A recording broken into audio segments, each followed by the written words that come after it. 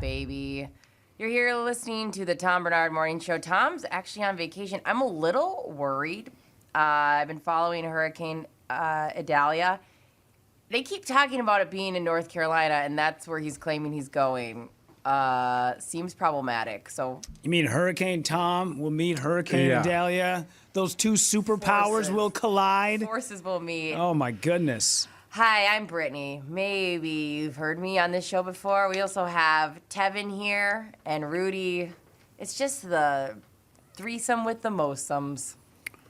Okay, this is off weird. To a great start. That's a weird way to start the show. We're not recording, right? We could do this again. That was just a practice one. This isn't live. The show started with Tevin's alarm going off. Okay, in my defense, every morning I have an alarm that goes off at 7 so I can start my day, go to the gym. I forgot that it automatically goes today, so that's why it went off. And I was a little flustered because you told me that I was ugly, hideous, literally 10 seconds before we go on the show. Rudy, right before we... You look like a small, dainty little man, she says, as we are. Okay, I can respect that I threw you off because I would hate if someone's like, you look really bad on this camera. And it's pretty much what I said because, like, your camera is so far away. You look washed out. You just... Oh, yeah. I didn't notice that. Wow. So, this is a good reason for people to go to YouTube is to see how bad Tevin looks on camera. I know. It's not flattering. Okay, but you... Okay, and I don't mean this in a sexual way. I've told this before. You're a very attractive-looking man. Well, thank you. Don't try to make up for it now. No, I'm not. I'm just like saying that like that's how bad this camera is. You look really bad. And I was gonna say something next because as we're like getting ready for the show, you're running around setting stuff up, and I was gonna be like, "Oh, Brittany, I didn't know you actually did anything on the show. This is nice." Oh yeah, to see. That's a nice compliment. I was waiting for that. Yeah, I was like, compliment. "Oh, it's nice to see that you're actually doing some stuff around here." But yeah, then you just completely just crapped all over me. Well, to defend the camera, it's usually pointed at an old white guy. Yeah. So it's probably going through the bends right now. Like, what do we do with this very good-looking, dapper black man? What do we do? Tevin, what's it like to be a radio star? It's amazing. There was a parade of people outside just gifting me things as I walked in. Yeah, no, you guys live a rock star lifestyle. Did you get great parking? Just rolled up. Oh yeah, what are they like Doris Day parking? They call it something like that. Shows his front row. That was me today. You guys, I'm struggling.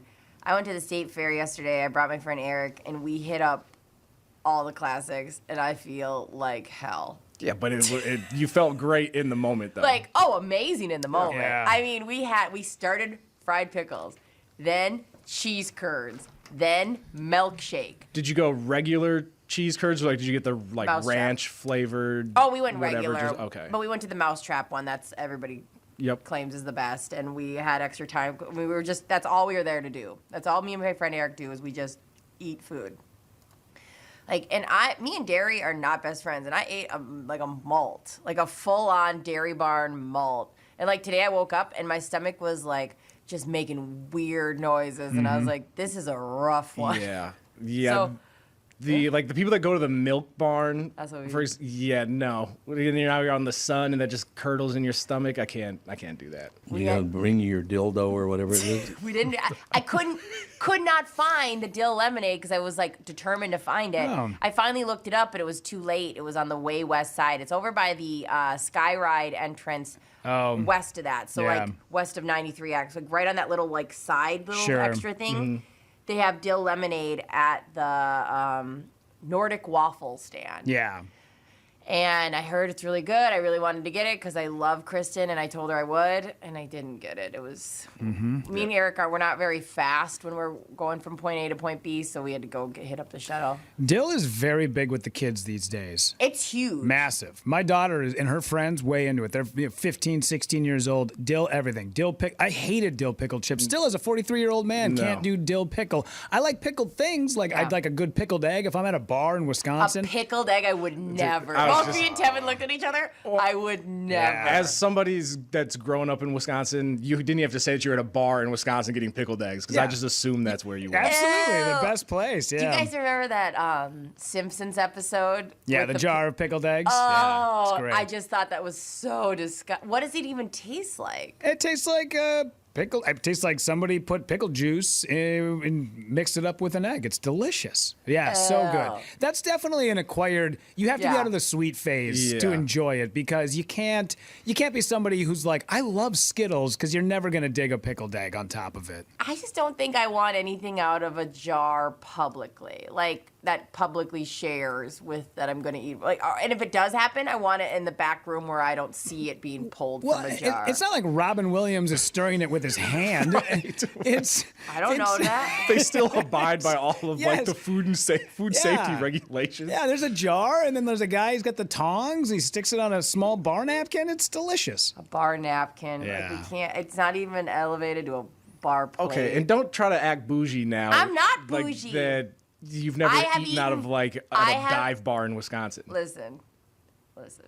I don't drink anymore. Have I eaten the group like nuts, like the like things I don't? Yes. Would I think twice about it now? Maybe, maybe not. Yeah. Depends what's in there. But like the group thing, and I'm not a germaphobe at all. Mm-hmm. But something about the mystery of the group thing throws me off a little bit. Like, would you eat from like a big container of nuts sitting on the bar? Yeah, no problem. No problem. Yeah. All right. Hey, I'll look- reevaluate my Yeah. life. If you're on the Mimi, the Hubbard's yacht, and they have that jar of M&Ms sitting out, probably don't want to just stick your grubby mitt in there and grab a handful. Grab the small little wooden tong that they have next to it. Go one by one just to be classy. But, oh, yeah, no, if I'm across the river at Hudson and I'm downtown and somebody puts out a bowl of peanuts and I got a half a spotted cow in me, oh, I'm definitely going full whole hog. I'm sticking my hand in there and watching other people do it too. No problem. All right. Yep. Out of respect, he will do like the brush the hand off on like Yeah. the shirt or the jeans before Yeah. you stick it in there. I always Yeah. have to remember, because normally I am on the side of disgusting. I always have to remember that I am patient zero. Like I am because of go-go and being sick all the time. Like I am very hairy, and I'm very hairy. That sounds like my voice right now, which I think I was having a rough day then as well. But and that's the way I treat like hotels. Like I never walk into a hotel and clean everything because I always think No. I'm probably grosser than the hotel situation.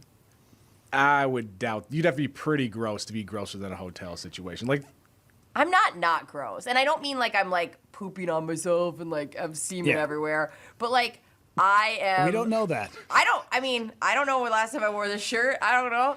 But like, I would have to say, like, germ-wise, like, disease-wise, at this moment in my life, I am, like, when everybody got sick, remember when we started the show in February, and I Yeah. pulled you aside, and I was like, Rudy, my whole family had this, like, 2 days ago. And Rudy's like, why am I so sick? And I was like, listen, pretty sure I almost killed Tom Bernard, Gelfand, and the whole Bernard crew. Mm-hmm. Like, it's just a daycare thing right now. Yeah. well, yeah, that's you send your kid. They're like, here, please take care of my kid, and they come home with influenza, COVID, whatever other concoction of. Do you know how many times I've had nastiness. pink eye in the last, like, year? You can get pink eye as an adult. 3 times. Oh, It's yeah. easily Jeez. ear infections and pink eye for some reason are the most embarrassing thing to have. Like I don't tell anybody when I have it. Ear infections are kind of out of your control, but the Yeah. pink eye. Why is ear infections embarrassing? It is embarrassing. No. No. Well, no, because it's just an ear infection. It happens. Because like, how do you get an ear infection? 'Cause I I don't was know. It just happens. Like but if you Diving get at summer camp and I wasn't wearing ear protect. Like it's embarrassing. No, you guys should no. be embarrassed of ear pink eye, infections. that's more embarrassing because people are like, oh, like, what'd you do to get pink eye? Like, fart on a pillow and lay your head on it? Like, that was what everybody. No. Yeah. That was the whole joke. That Yeah. was. Oh, I know. Yeah. But like. I feel like you guys are wrong that ear infections are also No, embarrassing. I It's think like you're a dirty hand in your ear. Like you're disgusting. No, and because if you have an ear infection, you could walk around and nobody would know you had an ear infection unless you told them. You probably you can spot pink eye from like across the parking lot. Okay, where do we fall on styes? Are they embarrassing? No, styes are That's fine. That's where your eye like swells up or No, whatever. it's like a little red A bump, yeah. on your around your eye or on your on your eye. I think they're embarrassing. Like that's where my thing is. My Yeah. husband used to get them all the time, and I used to be like weirdly embarrassed by it. I think that's a normal response. Anything that's visually like somebody can see, I think it's just embarrassing. You treat it just like you would anything else, like hair color, skin color. If you can't control it, you shouldn't be embarrassed by it. Well, like in theory, Yeah, that's the yeah. mature thing to do. Yeah, Absolutely, Rudy. yeah. Quit being like a dad of a teenager right now. well, I see a lot of comics who have beards and long hair, and I'm like, could you guys get some Head and Shoulders? Just you wear black graphic T-shirts all day, and it just looks like somebody dumped a freaking salt shaker on you, idiots. Just wash your beard, wash your hair. This is not difficult. what is that, right? Like, there are people that have problems with that, right? Because, like, sometimes in the winter that happens where I'll get, like, I like to call it dry scalp. I won't call it dandruff. That would be too embarrassing for me to say. Sure. But like, there's something about that. There must be people that have just straight up issues with that, right? But why are there so many comedians that have that? Yeah. Is it a depressive state of not showering, or It's got to be something. I mean, but if anything, just wear a beige hoodie. Right. Wear something that covers it up. Why the black graphic T-shirt all the time, my man? I know. And I go to a lot of rock concerts, and I see a lot of guys that are in their 40s who probably have not had a conversation with not only a woman, but a decent human being over the last probably 10 years. Could you guys just maybe spruce it up a little? I'm not saying bust out the tux or get a shirt with buttons to go see your favorite band. But, like we went to Pearl Jam last night, and I was kind of looking around going, wow, there's a lot of people here who just look haggard. They just look beat down. Right, like they look like they didn't expect to be leaving the house. Yeah. At any point during the day. It's almost like somebody showed up and went, whatever you're wearing now, we're going to Pearl Jam. Get in the car. Get in the car. Get in the car. That is a funny thought.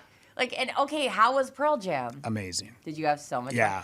It's not your first time seeing it, is it? First time. Whoa. Yeah, first time. Yep. And it was funny because I was thinking about the first time I heard Pearl Jam, and I was up on Lake Vermilion. A friend of ours lived up there. We went to his place, and his son was like, I have this band. You have to hear it. And we sat down and we listened to Pearl Jam 10, and it blew my mind. And to this day, Backspacer, their album Backspacer came out right at the time when I was going through a divorce. Oh, so it's like perfect. So oh my God. When I say divorce, obviously we weren't married, but I just say divorce. But while we were engaged, and while we were splitting up. You guys had a child. Right, It's that committed as you Yeah. I mean, we lived together. We owned a house together. It was on the docket. It just fell apart. Yeah. And they have a song that is called Just Breathe. I don't know if have you ever heard it? Is it Just Breathe? Oh God, no. Oh God, no. No, I've never heard it. You actually should pull up a little bit for us. Yeah. So there's a lyric in there, and this lyric just gets me every time. And the lyric that they sing is, "Oh, I'm a lucky man to have on both hands the ones I love." Speaking, he only has 10 Which people. is insanely lucky, right? Like, and then, but that song, I remember I was telling my sister last night that my daughter was going up north, and we usually meet in Hinckley. We meet the family, and then my mom drives them up to northern Minnesota. Yeah. And this was like right after we had left our last couples therapy session. And I had my daughter in the back seat, and I was driving up 35, and she was sleeping. My daughter was probably about 3 or 4.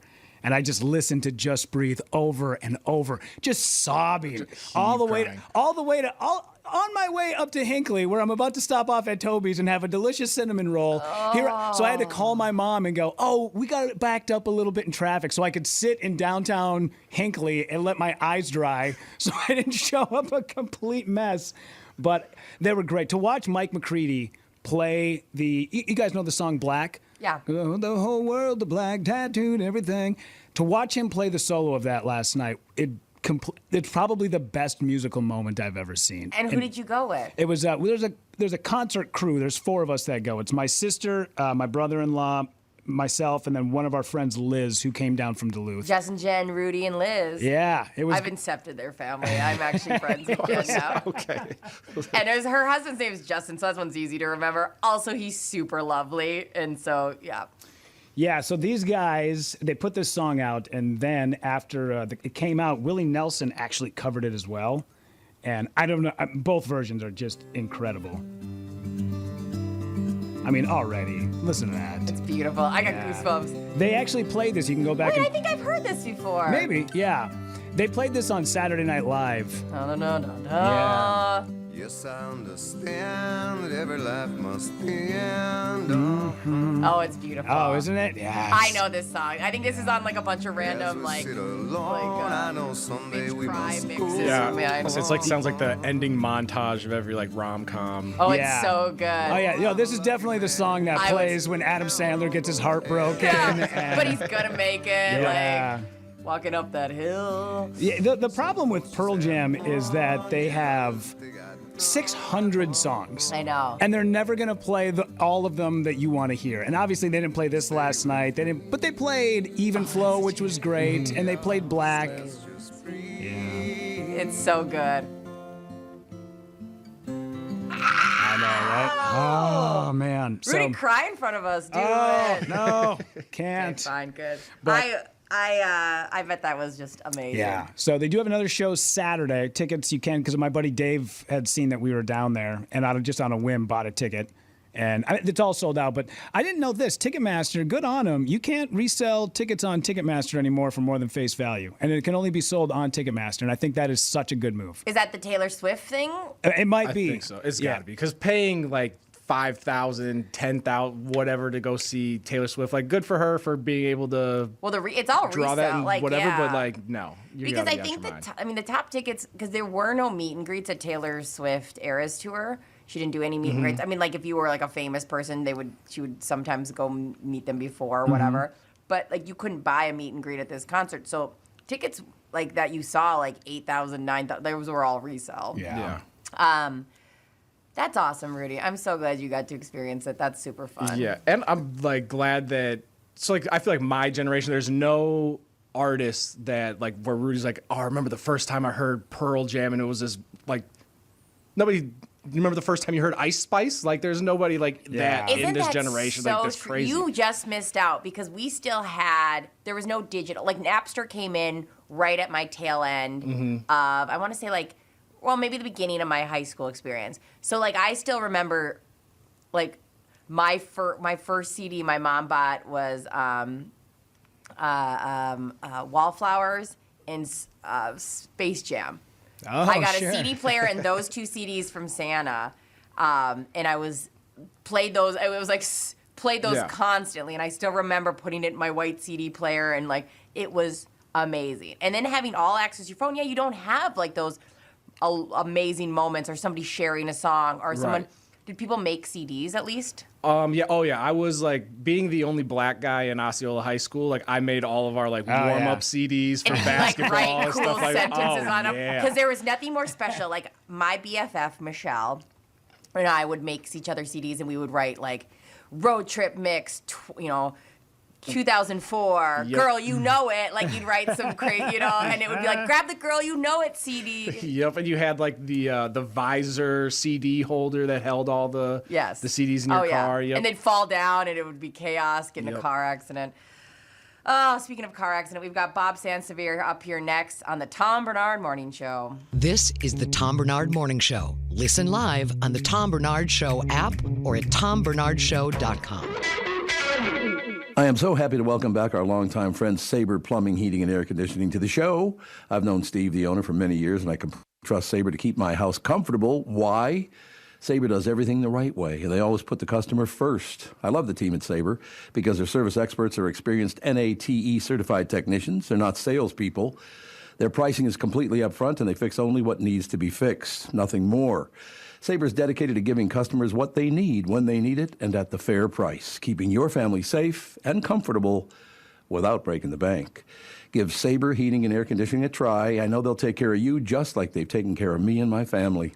Whether you need a new Bryant furnace or air conditioner replaced or just simply need a service call to get you going again, go to saberheating.com. That's SABRE heating.com. Sabre and Bryant, whatever it takes. This is Bob Sansevere, and I want to tell you about Dave Bialke from Bialke Law. Dave represented my wife, Mary, when she had a significant workplace injury. She was very happy with the job Dave did. If you have a work-related injury and have Dave represent you, I'm betting you'll be happy too.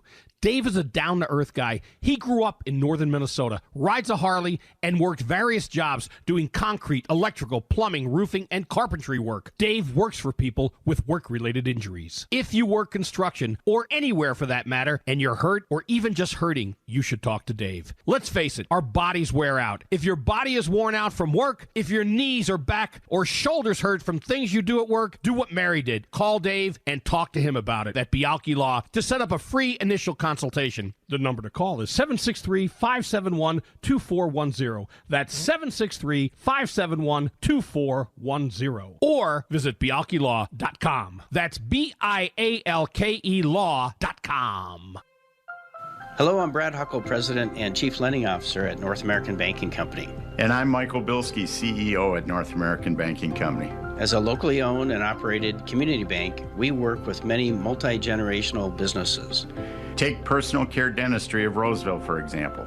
Dr. Walter Hunt, also known as Painless to me, has been a longtime customer of the bank since we opened the bank in 1998. When his son Kyle was ready to join the practice, they wanted to expand quickly. With their additional space and equipment, they now are able to see more patients each day while providing the same level of care and service. Okay, guys, I'll take it from here. If you run a family business or any kind of business for that matter, you should be banking with Brad and Mike over at North American Banking Company. Every time I deal with them or their team, I know I'm working with experienced professional bankers. So why not bank with my banker? North American Banking Company, a better banking experience, member FDIC, equal housing lender. I'm here with Ben Williams, former defensive end for the Minnesota Vikings. Ben, you were in peak health playing football when you went into kidney failure and needed a transplant. An organ donor saved your life. What do you want people to know? That's right, Tom. I found out my life was going to have two paths. I either hooked up to a dialysis machine 5 days a week, 4 hours a day for the rest of my life, or receive a kidney transplant. I actually started to lose hope. When I was about to start dialysis, I received a call. My perfect match for a kidney was available. A stranger checked the donor box on their driver's license and saved my life. I actually felt 18 again. Now I want to pay it forward by encouraging others to register. I learned from LifeSource that men register at rates much lower than women. We need more men to check the box at the DMV.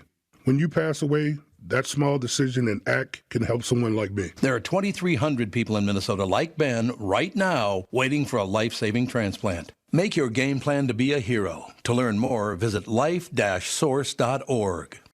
Yeah, baby. Tom is in North Carolina, Edina. We're not really sure. Hopefully he'll be back. He'll be back next week, so don't worry. If you hate the show. Week after. Yeah. The I'm week sorry. after. Yeah, I not forgot next we're week. already not in next. Well, 2 weeks from No, Monday. 1 week from Monday. You know what? Tom Bernard will be back. Bob Sansevere Sports, brought to you by Bielke Law Firm. Heard at work? Dave Bielke goes to work for you. Taking care of your workers' comp injury claims and denials, go to BIALKElaw.com. Tell them Bob and Tom and Brittany sent you. Hey, Bob, how the heck are you? Oh, I'm just lovely. You know, I was listening when you were talking about all the concert. You'll see Pearl Jam. And by the way, Rudy, you're ripping these comics. Nice black graphic tee that you have on today. Yeah, no. But I also shower and take care of my hair and my dandruff. So there's a big difference. Everyone watching is squinting to look for little white specks. And I think I see a few from here. I'll confirm or deny. I would have to say that Rudy is on a normal basis showering. This is spoken like a true man who has bad dandruff, Bob Sansevere. Whoa, shots fired. Bob, I don't think you do. You don't know. You don't seem like a dandruff guy. No, I actually do. I did have dandruff when I was younger, and I said, ugh. So I did use Head and Shoulders as a kid, but I haven't had a dandruff problem since. And the problem was, see, when you're an Italian, you get a lot of grease in your hair. Yeah. You don't get dandruff when you're greasy haired. Yeah. And my hair gets greasy. No, after I had Go-Go, and it was like the winter after, I had, it was crazy. I had to buy products for it because it was your whole, I guess, everything dries up for a while. Mm-hmm. And so it was wild. I'd be living my life and I'd be writing something and one would drop down and I'd want to throw myself down a cliff. So I relate. I am the plight.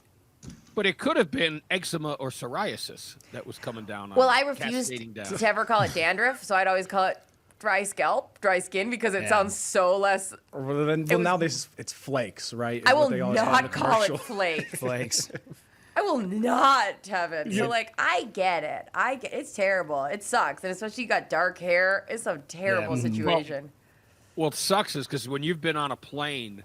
And, the person sits down in front of you, and if you look over, some of them have chunks. They're not even flakes. Oh. But you can't pick at it because if you do, it makes everything worse, and you have dark hair. So, Hey, if it's a long flight, you're going to sit behind him and pick at it. like the monkeys and eat the bugs out of somebody. That'll be extra. Yeah. Hey, the other thing, because you were talking about Pearl Jam, I actually was going through the mental list.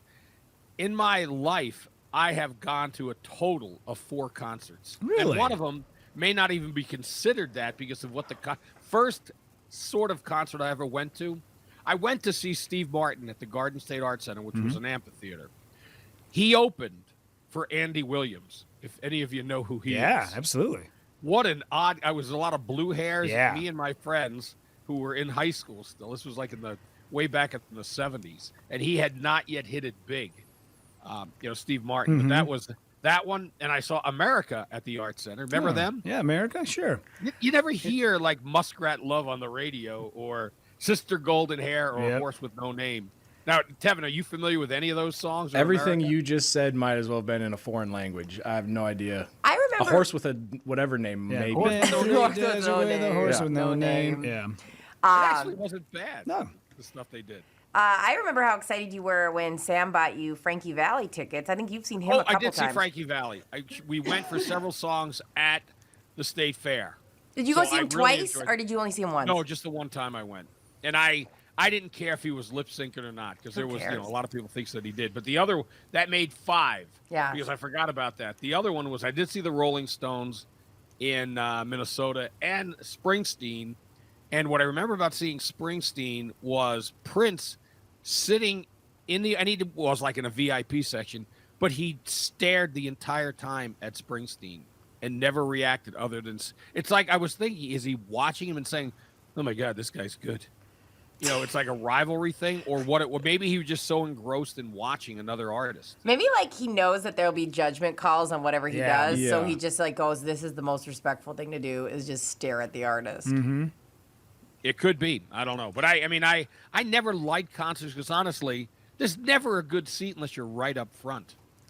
Yeah, that blows my mind because we worked at a classic rock station and I went to a bajillion concerts, and the fact that you only went to 5 your whole life. I didn't care. I know, but like when I was at promotions, I mean, I shouldn't say had to, but I enjoyed going. It was super fun, but there were some I didn't want to. Was it for the artist or for the social aspect of it more? It depends on the band. Like, I had a blast at the Eagles and Journey, and, there were some ones that I just love. Like, when we were at Myth, or what's the one? There are situations where you go, I can't believe we get to be this close to this much talent. But I'll be honest, like, some of those bands that I wasn't obsessed with, after, like, 2 or 3 songs, I'm like, can I go sit somewhere? I just need to sit. Was there like a big name band that you were like, I know everybody thinks you guys are awesome, but I need to get out of here? Well, I'll be honest, because like Journey played at what's the big festival up north? Moon Dance Jam. And at some point, because it was the guy that they'd gotten from that karaoke contest. Mm-hmm. At some point, I was like, I've heard enough live Journey, like this version. So it's like I definitely at first was like, he sounds just like him, and then it's like, but it's still not enough to keep me here. It's funny that you talk about like those 4 concerts, because I know people that talk about being huge music buffs, but they've only been to 6 concerts, whatever it is. And I'm like, but at least Bob, you got a good list. The Rolling Stones, Springsteen. At least you've seen like some heavy hitters. Andy Williams, America. Some heavy hitters. But I don't know. Like, I was thinking about this last night with my daughter about going to see Taylor Swift, because you are right. I sat 4th row at Coldplay. And it was the best night of my life. Yeah. It really was. I wasn't even a Coldplay fan. I just got 4th row tickets from a station, and I took our friend Allie. Her and I went. Oh, I bet it was amazing. It was amazing. And after that, I thought, well, any other seat in the house is never going to compare to this. And I was thinking about my daughter last night. It was $1,000 for her to go see Taylor Swift.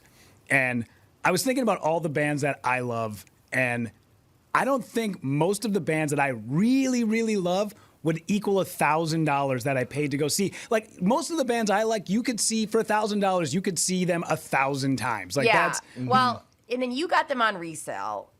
Right? Oh yeah. No, it wasn't Taylor Swift saying. No. I was gonna say, because her and I, you and your daughter, because I went and saw Kinley and your sister. They were exact same seats with us, opposite side. And full disclosure, we got ours for $300. Oh yeah, no. So that's a $300, which is still very expensive Absolutely. for a concert. So I'm not trying to dismiss it, but like, I agree that but like, it was definitely for your daughter worth it. Oh yeah, I mean she Oh yeah. No, yeah. My daughter's favorite axe sells $60 socks. My favorite acts have day jobs. It's a huge difference compared Isn't that to true? Oh, it's so insane. Yeah. All right, Rudy, let me ask you. If you offered your daughter, honey, you can go to see Taylor Swift for $1,000, or I'll give you $1,000. Which would she choose? Oh, she would take Taylor Taylor. Taylor Swift. I've met her. She's on her water bottle. Yes. She has the stickers all over. I got in the car. She got in the car the other day, and I just happened to have like a '90s playlist on, and it was playing some Taylor Swift, and she got in and looked at me and said, "Is this Taylor's version?" That's the most appropriate question to ask. I was like, I don't know. She grabs my phone, looks at Spotify. It's not Taylor's What? version. Oh no.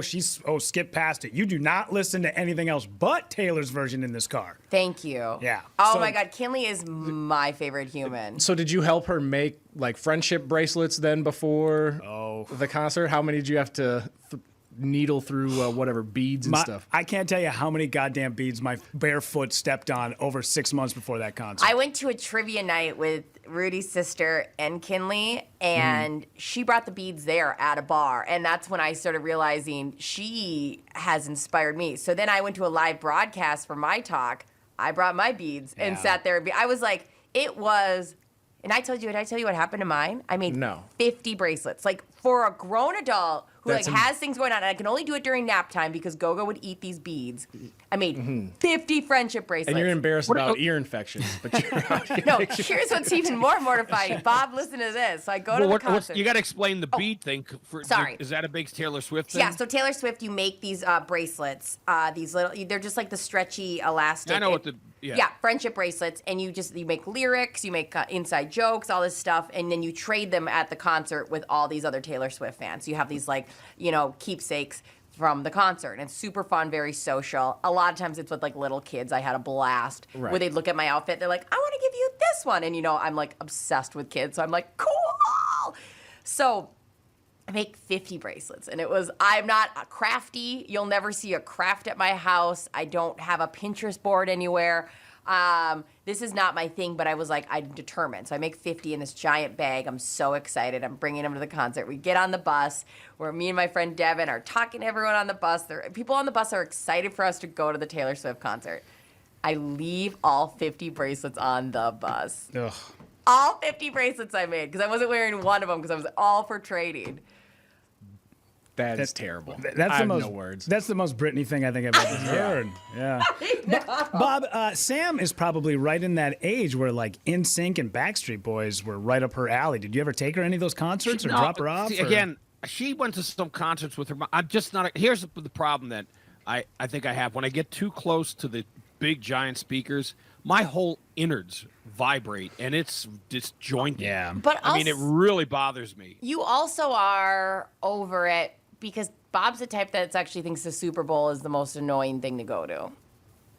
Okay, so you're not a fan of crowds. I'm a believer. To begin when with. you're saying $1,000, I would buy it on a big screen TV and watch videos of Taylor Swift with my daughter. Oh, Bob. Oh, we bought tickets to go watch the concert that my daughter already saw in October. Oh, yeah. No, they're $28. $28 to go see the concert on an AMC screen that she has already seen. Oh, yeah. No, I forked out dollars for that. I'm telling you, Bob, it's going up to 9% of my income that Taylor Swift has taken this year. It is unbelievable. Wow. Yeah, Bob told me he's like the most boring game you can go to is the Super Bowl. It is. I mean, it's just for people. When they had it twice in Minnesota, and I got it. How can you get me tickets? Well, no, I'm not going to get you tickets. Take that money and go buy a big screen TV. You'll have it year round. Yeah. Don't waste your money because they're in U.S. Bank Stadium. Actually, watching a game in the Metrodome was better than U.S. Bank Stadium because you have seats where they're little dots on the field and you have to watch the big screen TV. Bob, so just watch it on TV. I've sat in the last row at U.S. Bank Stadium, and you could still see just fine. And are you saying like Super Bowl in general, or what if like the Vikings made it to the Super Bowl? Are you saying still watching your favorite team during the Super Bowl is boring? Yeah, well, it's to me. Okay, I was in the press box, and people, press box. The seats are in the end zone. And you are not in the highest level. You're up there. But once they crossed midfield, I watched whatever play happened on the big screen. Yeah. Because they really were just dots on the field. Sure. The best way, football is a television sport. No question. It's the best way to watch it. Speaking of Super Bowl tickets, I don't know if I've told you guys this story about how the woman that is like an acquaintance of ours ended up losing out like on thousands of dollars on Super Bowl tickets because of one misunderstanding. I don't think I've told you guys this story. So there was a friend of a friend, and one day her mom had called her and said, "You're never going to believe it. I was at the casino and my name got pulled out of this drawing, and I won an opportunity to buy Super Bowl tickets, $2,000 each." And the woman goes, "Oh my gosh." She goes, "Do you want them? I can buy 4. And our acquaintance says, "Yes, absolutely. $8,000. Yes, please. It's worth it. 4 Super Bowl tickets for sure." So the mom says, "Give me your credit card number." Gives her the credit card number, gives it to, the casino. And it was all legit, right? So she sees the charge on her credit card. It goes, this was, I think, week 15 or 16 of the NFL. And it was the year that Minnesota was hosting the Super Bowl. Okay. So, the first round of the playoffs happened. The second round gets to the NFC Championship game. Now we have our Super Bowl teams. The woman says, "Well, I better call the casino and get my Super Bowl tickets." So she calls up the casino and says, "Hey, looking for my Super Bowl tickets." They say, "We don't have any Super Bowl tickets." She says, "What are you talking about? Like, I paid $8,000 for 4 Super Bowl tickets." They looked. Her mom, because her mom is not an NFL fan, when they said you can have tickets to the first round of the playoffs it was actually the game with the Minnesota Miracle. You could sit in like the casino's box on the ground on the field for $2,000. So she never picked up her tickets because she thought she had Super Bowl tickets. So imagine, and she called her mom and she was like, "You told us it was the Super Bowl." She's like, "I don't know the difference. It's a game. I just thought it was the Super Bowl." $8,000, and they wouldn't refund the money. And you missed probably the most iconic game in Minnesota Vikings history. And the thing is, like, that casino's like box, VIP box, is right in that corner of the end zone where Stephon Diggs ran in and threw his helmet. They would have been sitting right there, $8,000 down, never got to the Super Bowl, never saw it. Could you imagine? You'd be sick. You'd be sick to your stomach. I would be devastated. Yes. If I would not talk to my mother ever again. For $8,000, you could put a big screen TV in every room. Every room in that. You could put 4 of them up on a wall. Hey, I remember back in 2017, my daughter Sienna, she would have been like 8, and they were actually selling people. If people wanted like advance, well, before they played in Philadelphia, you could try to reserve because every home team gets an allotment of Super Bowl tickets. Her phone number was one number off the Vikings ticket office. No. She actually, WCCO had her in to interview her. Yeah, I remember that. She got thousands of calls from idiots who couldn't dial the number right. She should have started taking their cards. I was going to say, they're lucky that they called like a responsible adult because, some people would have been like, just give me your credit card information. Sure, I'll give you tickets. Sure. Squeaky Front little row? 8-year-old. Where do you want to sit? Okay. I will say now, Sienna on the phone. Now, Brittany, you've met her, obviously. Yeah, I love that and girl. Sam. I, at times, cannot tell her and Sam apart on the phone. And I told Sienna, you got to talk to your sister about starting to do radio. Because it's the same voice. Yeah, at least fill in for her on days she can't go. Because she's a big old star now, Sam. So, but anyway, hey, I'll give you a couple of sports items. Yeah, give us. Before we, we go there. The Gophers. Woo-hoo, they won. They beat Nebraska. I'm so excited. 13-10. Right, do we have a parade now? I just can't, I don't know anyone that was all excited about the Gophers. There were people, I'm sure, but you didn't hear much about it coming up. But yeah, they won 13-10 over a bad Nebraska team. TJ Hawkinson, he signed what is being described as the best and biggest contract for a tight end, which means, up to $68.5 million is what he's going to get, an annual of a little over $17 million. And that means that the Vikings certainly will be paying Justin Jefferson. Jefferson has to feel better about it. They're just not in a rush because they don't have to pay him right now. And then the Twins, they play. They'll play tonight. They go to Texas, but why do you lose 2 or 3 in Cleveland? Come on. Yeah. Now it's 5. They should still run away with it, but they could have buried Cleveland for good. But you just can't count on this team. Yeah. Well, not like you can count on you guys. I've been watching every man in the studio come in and out cry about the Twins all season long. Like, I don't know why you guys are putting any faith in this team at all. There's no reason to. Why waste your energy on this bunch? Are you in alliance with Judd and Tom that Rocco has to go? He's an Italian. He stays. No, the problem, Rocco does need to let his starters, when they're pitching well, go longer and deeper. But I think he's taking orders from the front office. They're all into analytics. They overdo it with analytics. How about a manager who just goes with his gut? Think of some of the greatest managers of all time managed with their gut on what they felt was the right thing to do, not what the page told them to do. That's my problem with Rocco and a lot of these managers today. But Molitor would have been fine if they'd stuck with him. I think the team would be fine. And how long has Rocco been in here? Jesus, like 6 years, is it? Okay. Is it that long? It doesn't now? feel that long, which is funny because I feel like it was like 3 years in when I was hearing people saying he's got to go. Yeah, well, and because he was here before they had like the new regime change, and so they kind of restarted his clock a little bit, where they're like, "Hey, let's see if we can make it work." No, Rocco, right? I think was hired by. Was he hired? Or he was hired by them? Okay. Oh yeah. I'm just trying to take a quick look to see when he did actually start with your Minnesota Twins. Hasn't Rocco? He started. Actually, no, it's his 5th year. He started in 2019. Was his first year. And how long do they have contracts usually? Then are they year to year? They always usually renew with a year or so. Okay. I know he's in no danger of his contract running out and not being kept. They have to decide. I mean, if they bring somebody else, and what will be different? I don't know that anything would. I mean, no manager is going to make a difference with Byron Buxton. You could do whatever you want to do to try to keep the guy healthy, but he's going to run into walls. Mm-hmm. That's why I said, I think last week, put a shock collar on him when he gets near the warning track and take him down. Would have probably hurt his knee going to the ground. Hasn't Rocco ever seen Lou Brown from Major League? He's got to get like one of those cardboard cutouts of one of the pole ads in a skimpy dress. Yeah. And then every time they win, they take a little piece off. That's how you win. That's how you win. You got to keep the guy. Motivation. The guy played Lou Brown. What a great voice. A gravelly voice. I know. Great character actor. Oh, so yeah, the guy's name was James Gammon. James Gammon, I believe it was. Yeah. Yep, I think that's right. My whole basis for baseball knowledge is built on that movie, Angels in the Outfield. Oh yeah. And then Bull Durham. Well, I didn't see Bull Durham, but what's the one?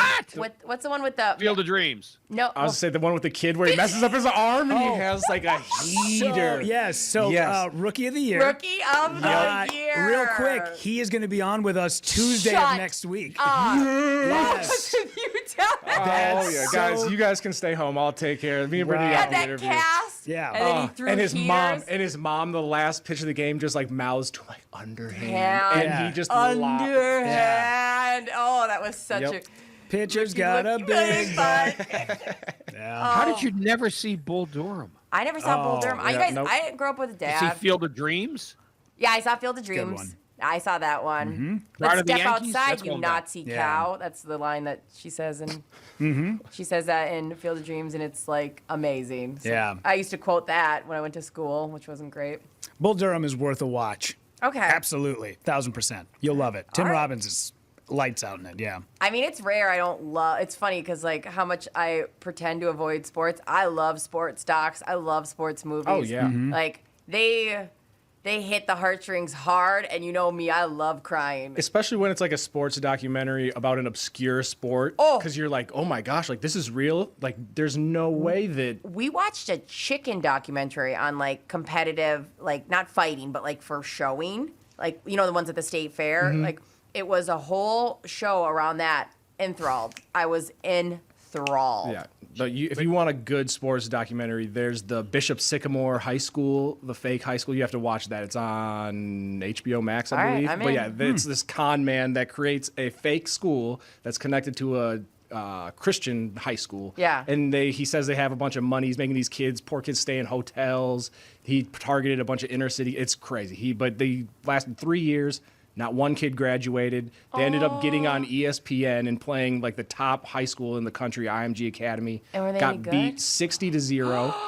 They this were is all terrible. They were all over the age of like 19, so they shouldn't have even been in high school to begin with. It's a whole mess. And he's like still to this day trying to get the school back up and running. This is terrible. Yeah, it's 10 out of 10. Any recommendations, Bob? Pride of the Yankees, greatest baseball move ever. About Lou Gehrig and Gary Cooper. It's an older one, but it is a phenomenal movie. Yeah. Speaking of the Yankees, did you see 61? Mm-mm. Yeah, it's terrific, too. Yeah, that's a very good movie. Yeah, 61's great. We're in town this weekend, so I'm writing all this down. Bull Durham, 61. What was the one you said, Bob? Pride of the Yankees. Pride of the Yankees. And you will love, by the way, Nuke LaLoosh. What a name. That is so That's good. a hockey name there. Well, that is the character Tim Robbins played in Bull Durham. Oh, that's right. Yeah, you're right. Yeah, that was Luke. I forgot about that. Ebby Calvin Nuke LaLoosh. That's right. He went by Nuke. Yeah. Well, Bob, another outstanding report. Okay, that's condescending as hell. But anyway. Hey, sell any of those horses? Millions of them. We have plenty of horses available. I saw your post. Ponies and horses, because as I say, we have a lot of hooves on the farm. We'd like to have a few fewer without chopping any off. I will take 2 for the cul-de-sac. Thank you. Are these like race horses, or they? They're all just sorts. We have those too. Yeah, we have some retired race Bob horses, has, but no, we have a lot of minis, ponies, full size. And by the way, I just wanted to say too, my son Shane spent the last several days at St. Cloud Hospital. Phenomenal the job that they do. And why Shane there? He needed. This is the third family or clavicle in the family that needed some repair. Sam had both clavicles that were broken, and Shane's actually, his was displaced inward, and it was bad because he. It was up against or in danger of hitting an artery. And the surgeon did a great job with it. So. Well, clavicles is that's the bone that breaks most often on kids. So is that usually something that's like weak when they're born? Like, do you guys have that? But what happens though? No, it wasn't weak. It's just the way he got hit. Okay. He's but strong. Most of them they crack. His was actually shut. The surgeon who's been doing this for years says it's only the second time he has seen an injury of that type. Where he had to go in and pull the clavicle back where it belongs. If you looked at his like on his left side, you can see the clavicle. On his right side, there was nothing when this happened. You couldn't see the clavicle at all. Well. So, but they did a phenomenal job. I had never had anyone at St. Cloud Hospital because he went to Buffalo originally. They sent him there. They do a great job. It's a terrific staff there. That's what's the recovery like for Shane? It's going to be. He thinks he'll be back in a few weeks. It's going to be like 3 months. And how old is your son? 17. 17. Okay. All right. Well, so he won't be doing. He won't be shooting trap for a while. Oh man. Well. Yeah. And all he's doing is sitting in because you really can't. We don't have one of those hospital beds, so he's going to do what Sam did: sit in a recliner and bitch and bitch and bitch. Oh wow! It's almost like he's related to somebody I know. Yeah. All right, sending Shane all the love. But he's doing great. No, he'll be fine. It's just gonna take a little time. If I let him watch as much TV, obviously, as he wants, and then what did we watch last? Oh, we watched Ted, which I have not seen Ted all the way through in years. It is hilarious. The movie, good. yeah. Good.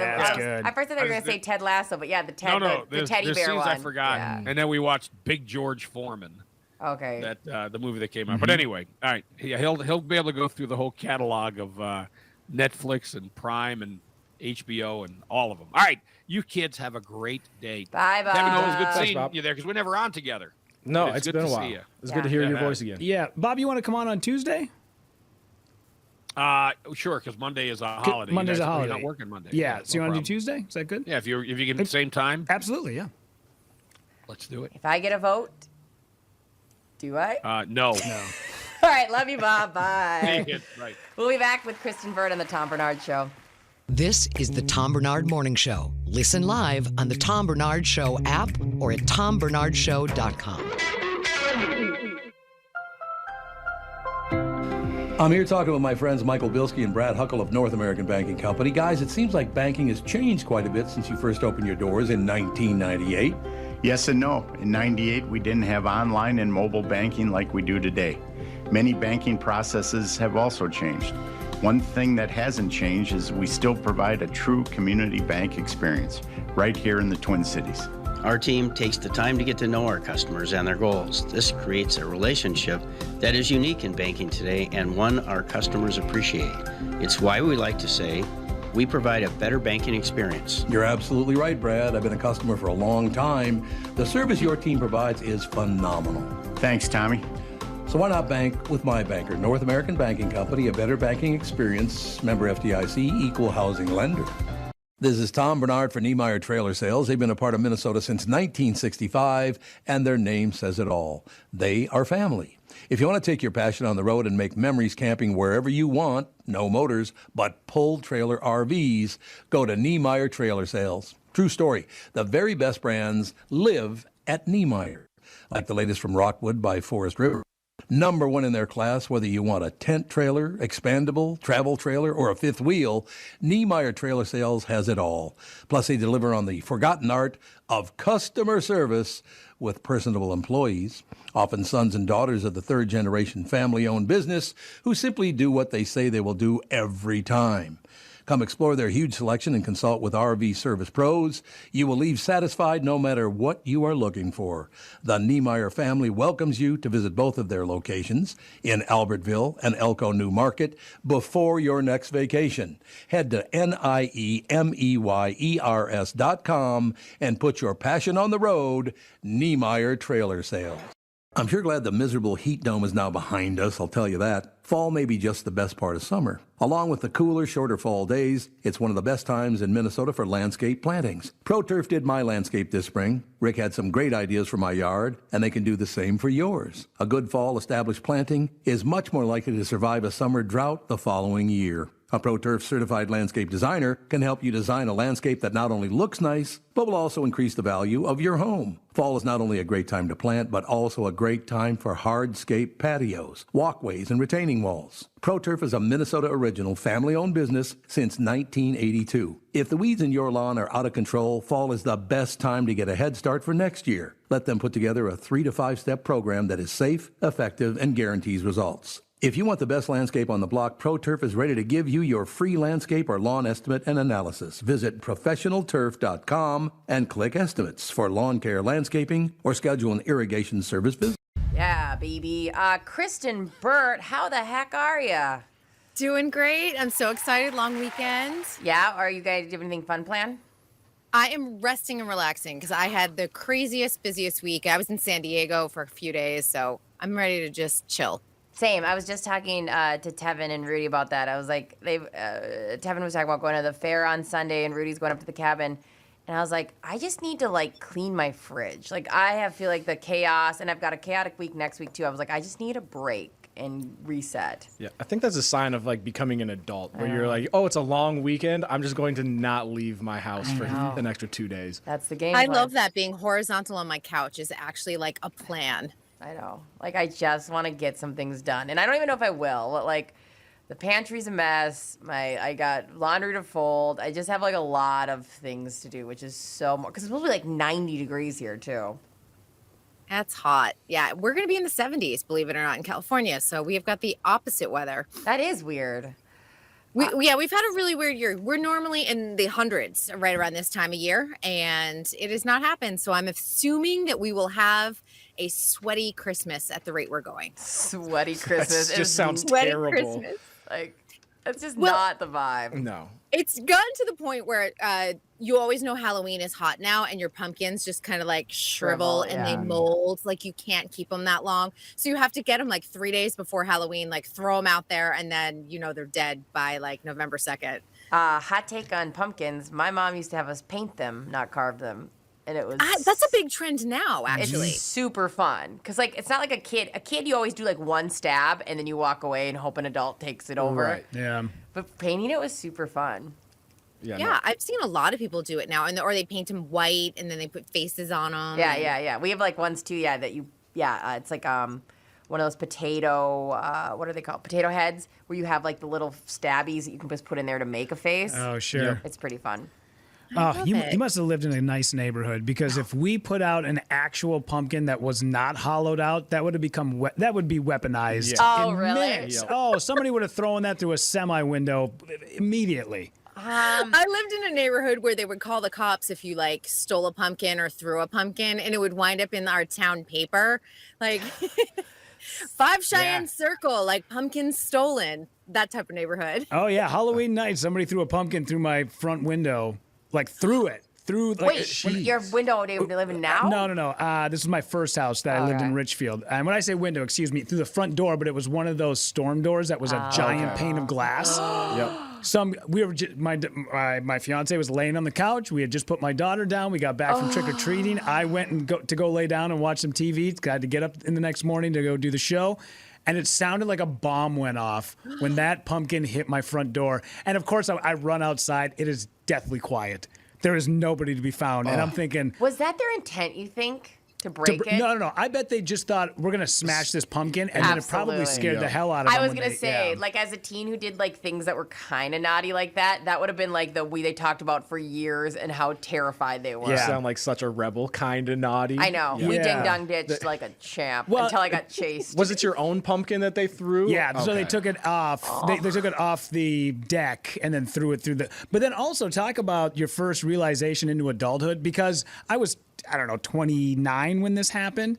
So of course, immediately I'm rip shit mad about it, and I called Richfield High School and was like, if there is anybody talking about throwing a pumpkin, and literally the principal was basically it was like condescending, but also not. He understood where I was coming from. Yeah, but at the same time, he said, do you understand how much we deal with at this school? Do you really think we're gonna trace down your pumpkin thrower? We're dealing with kids who bring guns to school. Who gives a shit, dude? That is such a hard realization that, like, I had my house broken into twice when I lived right over on the east side of Lake Nokomis. Sure.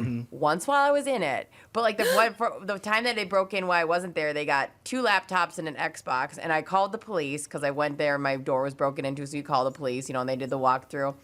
And I was like, had the idea that they were going to get these things back. Oh, yeah. Right. I was so I had such a disillusion of what, because this was like the first thing that I go, yeah, of course the police will, I have, the numbers on things and whatever. They're like, oh yeah, CSI. We're never getting these things. Like when I used to live by the footbridge in next to the Augsburg campus, and I got robbed at gunpoint one day, and so they took my phone, wallet, and they tried to get my car keys, but I didn't have them on me at the time. But anyway, so call the police. Yeah. Like same thing that the most upset I was there was a Cinnabon gift card in my wallet. I was like, I need that back because there's still $20 on it. Yeah. And I was like, I remember talking to the police. I was like, they're not going to catch these guys. Like these kids took off. And so they turned my phone on. And so I was able to track my phone to this center over by kind of the crack stacks area. And so I called up my friends and I was like, hey guys, do you want to help me go get my stuff back? And so somebody needs to be an adult in this situation and say no. I mean, we were 23 years old. No, I know. As I said what I said. So we go over, me and a couple of my huge friends that like to fight. Yeah. And so we go over. I remember they had busted my car window, and I see the kid still wearing the same hoodie walking down the street. So we park the car, immediately get out. Keep in mind, this person had a gun. Yeah, we didn't think about that at the time. We just we're just going to get Tevin's stuff back. And so anyway, we're walking up to the street, and he sees us, and he takes off across the street. I remember I run out in the middle of traffic, tackle him. My much bigger friend than me puts him in a headlock and picks him up, and we drag him to the side of the road, and we're just trying to get my stuff back. Yeah. And all of a sudden we look up, and the entire street is filled with all of the Somalians that live in the crack stacks. And I for sure, you start doing the calculation, oh, yeah. I have to take 15, he has to take 15, we're probably going to die. Tevin, this story is, I literally want to call your mom and say, you should be dead. Probably, but but nothing happened. The police ended up showing up, and because technically we attacked him, they were technically. But no, I remember I got my wallet back because he was like, phone? I threw it in the garbage can over here. So they went, got the my wallet back. They were going up to get my phone, but the police showed up, and so then the kid was like, well, I don't want to now hand this over, and I stole it. So we ended up getting told we were going to get arrested if we didn't leave him alone, and we left. Was your Cinnabon coupon? Cinnabon card was still in there. Yep. Oh, what if you got to Cinnabon and they're like, oh, this expired yesterday. Or he used it all? I was just going to say used it all, put it back in there, and was like, $20 of Cinnabon. You're like, why does your breath smell like Cinnabon? Yep, that would have been. I can see that glaze in your teeth. After I knock them out. Tevin, this was all a terrible idea. If I found out Go-Go did something this stupid with somebody who held them at gunpoint over, Well, how much did your wallet actually there was cost? I think there was like $20 No, in there. but it wasn't, even like the physical wallet was probably I probably got it like Kohl's or something. I was a broke college kid at the time. And it's even I remember when they were holding me, you guys are idiots. when they had the gun pointed at me, and the kid in the back is like, just shoot him. I'm like, no, like, just take my stuff. And I remember they ran half a block down and turned behind my building, and I like chased after them to see if I could see like the direction they're going, because I'm gonna get my stuff back. Now, would that be your reaction? Absolutely not. No. Okay, no. good. We just had to have a talk. No. Quick. I mean, maybe. I don't know. If I'm in that situation again, I'll let That's you my biggest fear, is that my adrenaline will kick in if somebody whatever, and I will try to take a gun out of someone's hand. Yeah, well, and it didn't help that like the two kids were very small, and so I was like, if I get close enough to fight them without getting shot, I can fight them. Okay, well, but if you wrote this in a movie, nobody would believe it. No one would say like that would never happen. Well, here's the thing. As I was listening to it, I can tell you're not bullshitting because of specifics.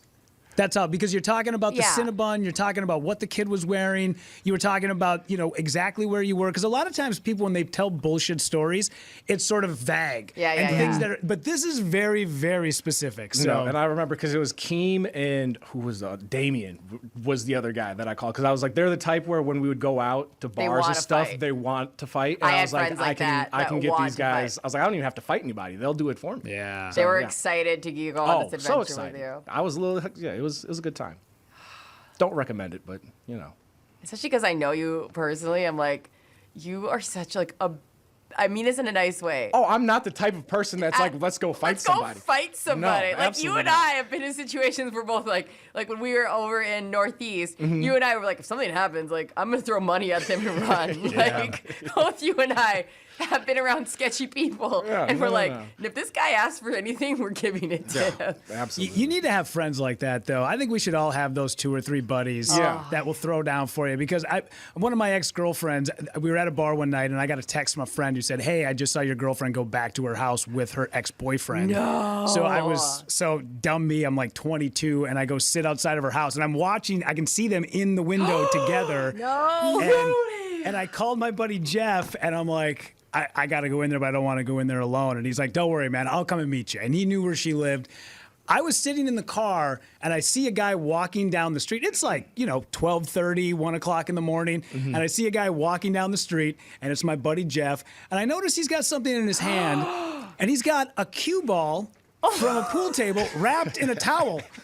And he's just swinging it, and he doesn't even call me. He just walks right up to the door and starts pounding on it. And I'm like, whoa, Jeff. Jeff, we need a game plan. Jeff, you can't. And they wouldn't answer the door because obviously and Jeff screaming, come out here, you pussies. And I was like, Jeff, I just meant we're going to go in there and we weren't going to kill anybody. Like, Jeff took it to a level of 1,000 immediately. Jeff didn't even ask, are you guys still dating? Jeff was like, I got it, no problem, I'll be there. And he just showed up with a kid. He was like, what are you, Steven Seagal? What are you doing? You guys, being in the Army, every person was like this. So we would go out. It was so bad. We came back from deployment, and they're like, let's all go out. And I remember being like, at this point, after the deployment, I was done drinking. I'd been for like a year. And they were like, let's all go out. Come on, Hagen. And I was the only female. And I was like, no. Like, third night out, maybe, but I'm not going out. Sure enough, like half of them got arrested. Everybody was looking for a fight constantly. And I remember it was always like, they could just tell, when you can feel the mood change and like things have been boring for a little bit and like at the bar, I could feel that. And I'm like, oh, they're going to get in a fight with somebody. It was all guys like that. And do they all wear their Army fatigues out to the bar? No, but you can tell.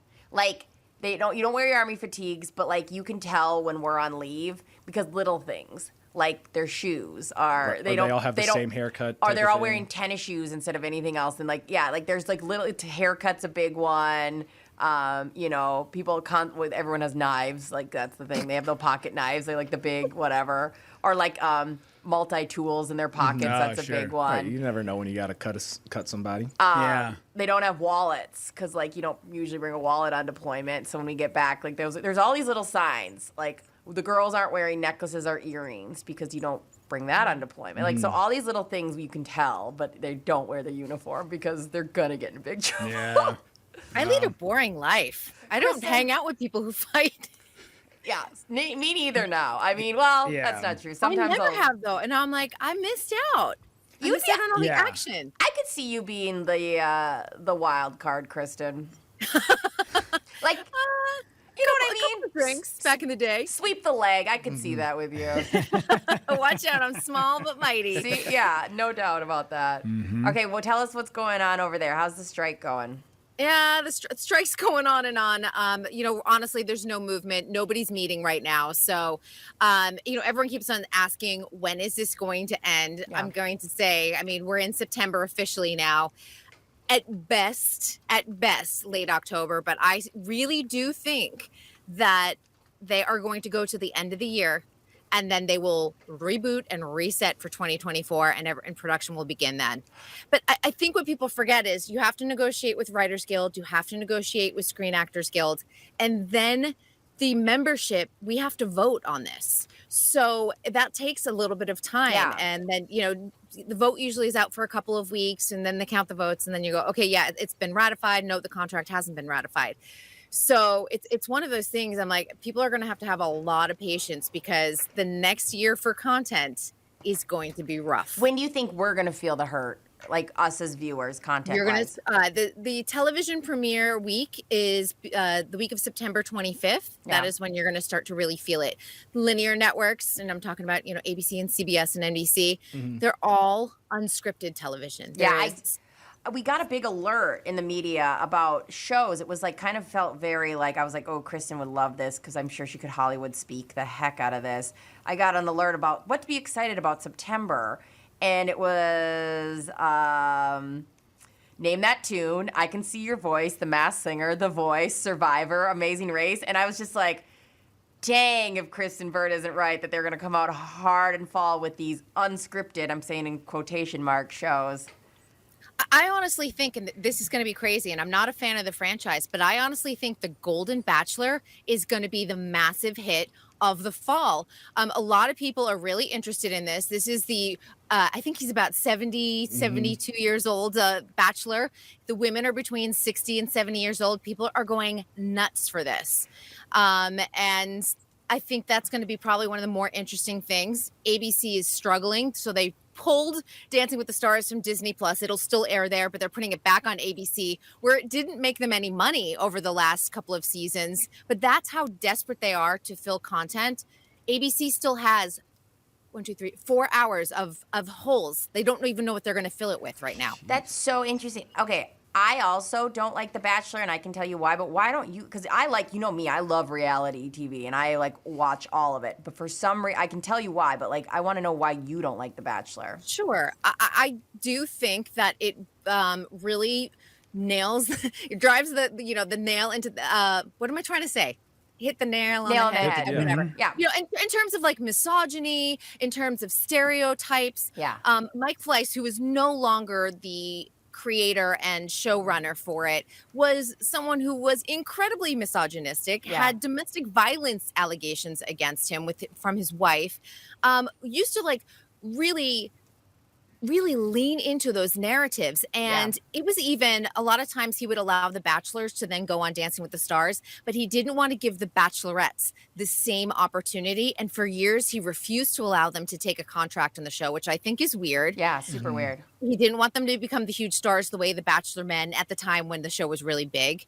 And I think that the other thing is that it's done a horrible job in terms of ageism, diversity. It's been an absolute disaster. They've gotten tiny bit better over the last couple of seasons, and I think that this Golden Bachelor will do something good for the franchise, but overall, I think it's a hot mess. Okay, I love that your stance is purely of heart. Mine is as a viewer and content-wise, I don't like that they mix reality TV with the zany edits. I don't love that. I think that it kind of feels little kiddish. What do you mean? It'll be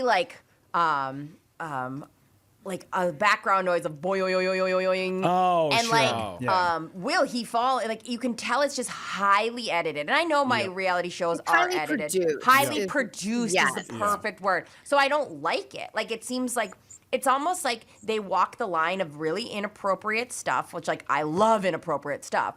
And then they're we also have to make it palpable for the kids that are still up. So it's I watch my Bravo TV and they're talking about pill popping. They're talking about, killing a bitch, all this stuff, like they want to fight. My Bravo shows, I don't let It's go not about go the watch. pasta. No, it's not. They're literally talking about drugs, like all these things. And like, I like that. Like, it's content for me. But The Bachelor tries to walk the line of like the fantasy suites. Like, these people are screwing. Right. Well, they're also like stretching out really what's a week's worth of content over a whole season. Because like really you could give The Bachelor a bucket full of roses and you just say, here's 20 of these men or women. Yes. Okay, I think you're cute. I think you're cute. You might be a little off. I don't want to talk to you. And you can figure this all out in a couple days. I feel like they talk down to your audience too. Like they'll like put them in sumo suits and like put like a banana slipping noise on. And it's like, this is so, I don't know what it is. And so like, I love, Kristyn, that you're backing it up with like why I really should hate it. But like, I'll tell you content-wise, it's just never been my jam. Did you ever watch the show? I think it was Unreal, and it was written by a former Bachelor producer. And a lot of those storylines were actually true. And in fact, there's one storyline that came in where one of the producers was involved with the contestant. Yes. That was my friend's husband. My friend lost her marriage over the Bachelor. Yeah. And obviously it is his fault. It is his actions at getting involved in the contestant. But then that particular contestant like swore that she didn't have an affair with the producer. It all happened. My friend got divorced over it. And if you go and Google it, you can go and find it. And then the contestant wound up having a confrontation with Chris Harrison, who's problematic in and of itself.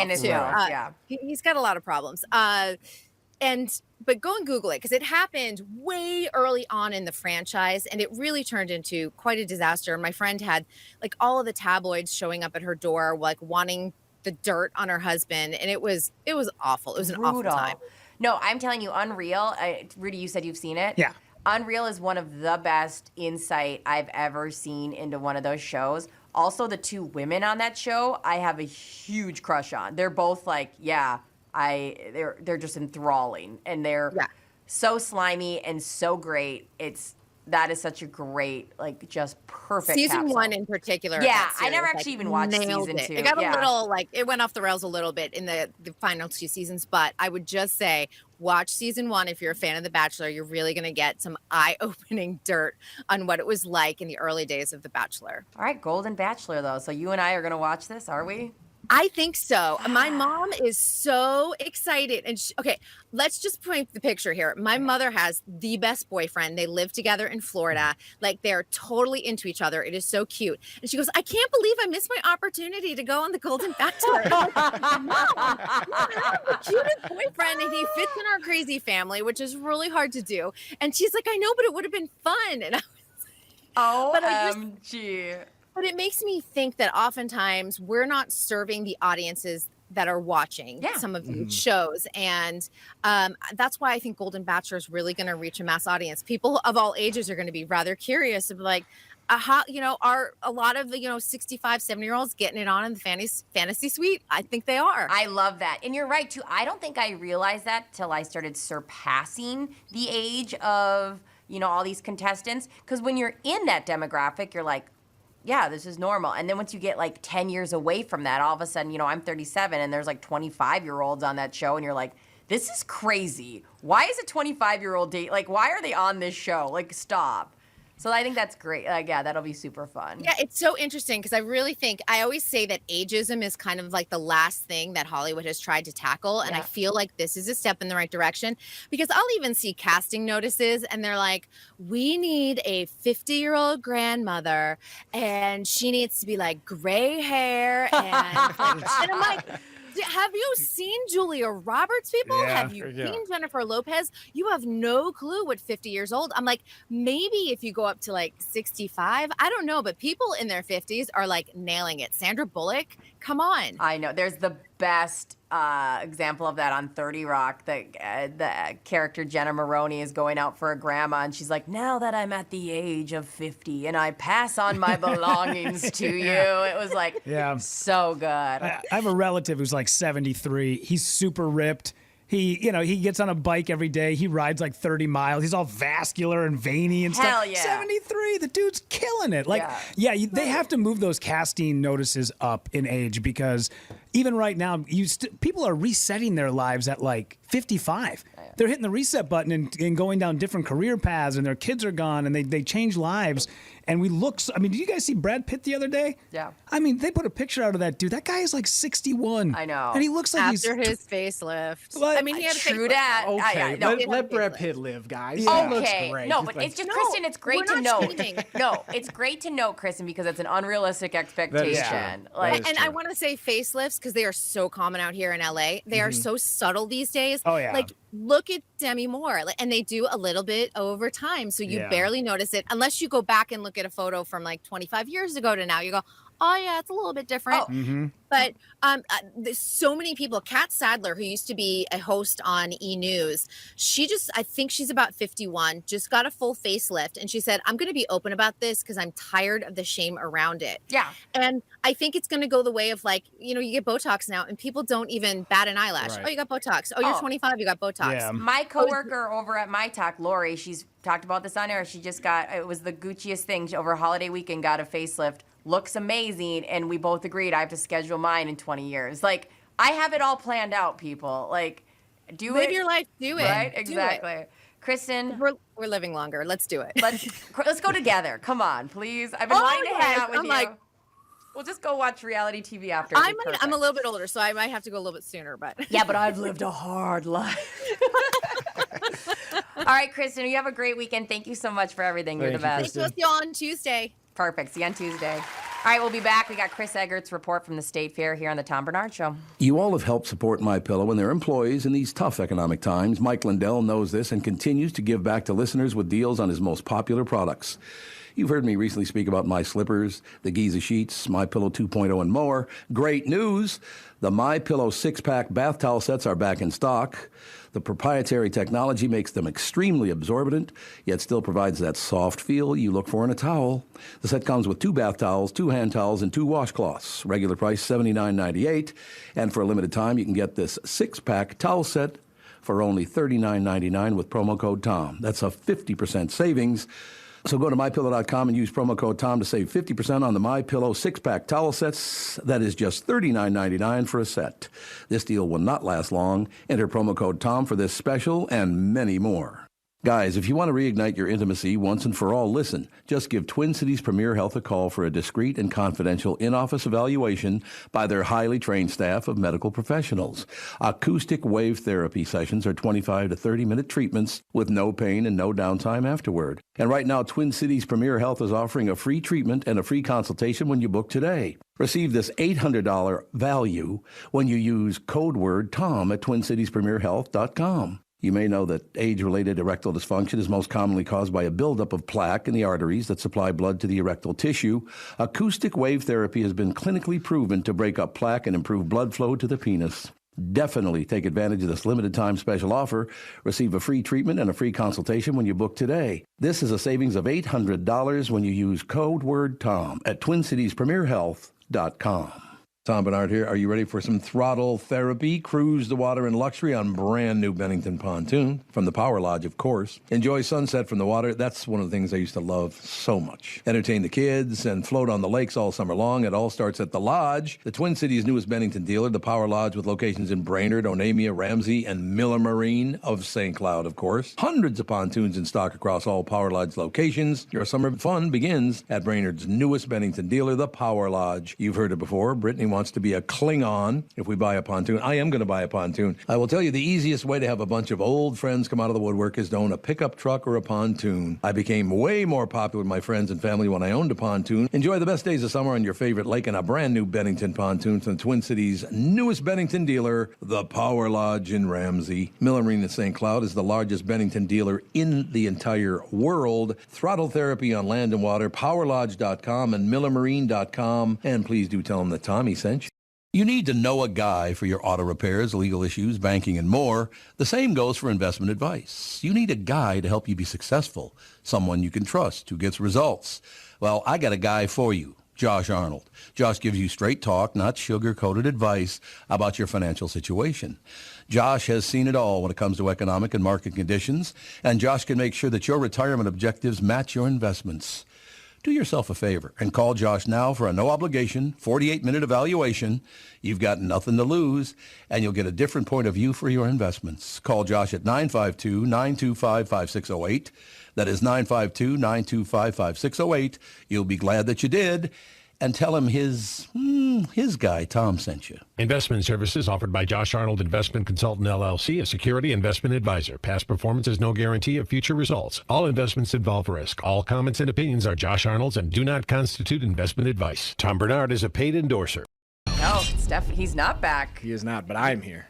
Oh, Tevin's here. And he's supposed to, those are big shoes to fill, sir. You know, lucky for me, I wear a size 12. I feel like the show's been doing all right. Today we're still on the air. Nobody's called in to you're boycott. Here, Tevin. What would we do without you? You probably go wrong like nothing is changed, but you know what? I'll take credit for the success of today's show. Tevin Bernard. Yeah, you know. And we've got David Harris here. The Minnesota's finest, premier, like the epitome of what, no offense, Rudy, what a comedian should be, David Harris. Like, he'd be excited for David. This is a big deal. I'm Magician, excited. comedian, he does it all. You told me I got more excitable when another human came in. You even told me I was two-faced. And, of course, we have the legendary Chris Egert. News brought to you by Mr. Money Talk, Josh Arnold. Call Josh for your free 48-minute financial evaluation. How the heck are you, Chris? Good. How are you guys? Good. Are you at the fair? Oh, yes, I am. And you're doing Monday as well, right? Yes, we are. We do not take a day off from the fair, my friend. But so you'll do today. You've got 2 days left at the fair, right? Because you won't be there for the weekend, even though you just told me you were. Yeah, yeah. Technically, I will not be here at the fair, but other people will. Lol. Oh, I get it. Like the universal. Like we collectively, as 5 Eyewitness News, will always have a strong presence here at this Great Minnesota Get Together. We appreciate the work you do. Your co-host Megan, she saved my butt yesterday. I heard. Because we have a big shuttle that goes from Hubbard. We talk about the shuttle all the time. The shuttle's amazing. It's our only benefit at Hubbard that I talk about. I think I have health care. I don't know. I've not done the paperwork. But I went to go get on the shuttle yesterday. I came straight from this job to brought my friend Eric. I didn't bring my ID that gets you in the gate. So I was like, oh, the shuttle's up. We'll just walk in with the shuttle. We looked shady. We looked super shady. I parked like my car quickly in the spot, walked behind the shuttle, and I'm like smiling and waving because I'm like, I get that we look shady. I could see Megan talking with the bus driver, and the bus, it was like a good 45-second talk they were having, and Megan comes out and she goes, "You work here, right?" And I said, "Yes." You should feel ashamed because as somebody who technically works for Hubbard, I don't work there at all. I just walked right in. Everybody was very friendly. It was so bad, Chris. And Megan was like, "You work here, right?" And I was like, "Yeah, I'm Brittany. I work with Chris Egert too." I was dropping your name. I was thinking I was dropping my talk.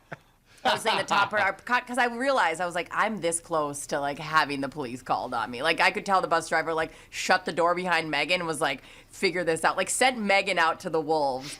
She was like, That's so funny. She's had a couple days. The last couple days. You guys know who Fancy Ray is, right? Oh yeah. Who doesn't know Fancy Ray? Iconic. I assumed you guys did. So we brought Fancy Ray out here to do. He and I were going to go around in the grandstand and try to sell some of the stuff back in the grandstand, because he's such a master salesman in his commercials and whatnot. Yes. So we went back there, and it was Fancy Ray and I. Well, anyway, we had to get Fancy here and his wife, and apparently there was a little bit of a miscommunication about them getting here and what to do when they get here, and they didn't realize they were supposed to grab tickets. So Megan, again, being the liaison between the bus and the outside world. Poor Megan. She had to bring Fancy and his wife in, and she didn't have any cash on her. So she had to talk her way through the gate, and they weren't going to let her. And then they had to bring a manager over, and then, 5 minutes later, after they talked to 7 different people, she was able to bring Fancy Ray and his wife in, and then she had to get money at the building and run back over there and pay them. Oh, that's so fun. Yeah, Megan's just doing God's work out there. How many commercials do you need to do before you're like, okay, fancy, we'll let you in? Oh, the State Fair does not care who you are. I know. Like, it does not matter who you're rolling with. They're like, ticket. I'm like, well, I'm at ticket. Oh, I'm waiting for ticket. I'm like, oh, okay, got it. I can't believe they should let Fancy in everywhere. Like, Yes, doesn't matter. right, yes. Yeah, he should be like, my. And they're like, sir, this is an operating room. Can you please? Get him gloved. Get him scrubbed here's up. Scalpel. The best looking doctor in comedy. So it was crazy. We were in the back room, and we were getting ready to go out and do our story, and we visited for a little bit. I got him mic'd up, and then he kind of looked, and he kind of put his head down. He's like, all right. Like he was getting kind of psyched up, walks out the door, just throws the door open. He's like, hello, everybody. Hey. And he just, like, turned it on, and, oh, my God, it was so awesome. So basically I followed him around for an hour and laughed the whole time. So that story airs on Monday. Oh, I was just going to ask when that airs Monday. Yeah. Okay, is it going to be Monday during Minnesota Live? Yep. Oh, okay, I'm going to watch that. That's Yeah, gonna be it was amazing. fun. He's awesome. So that was fun. What time Hi, David, by the way. Hey, Chris. Good to talk with you.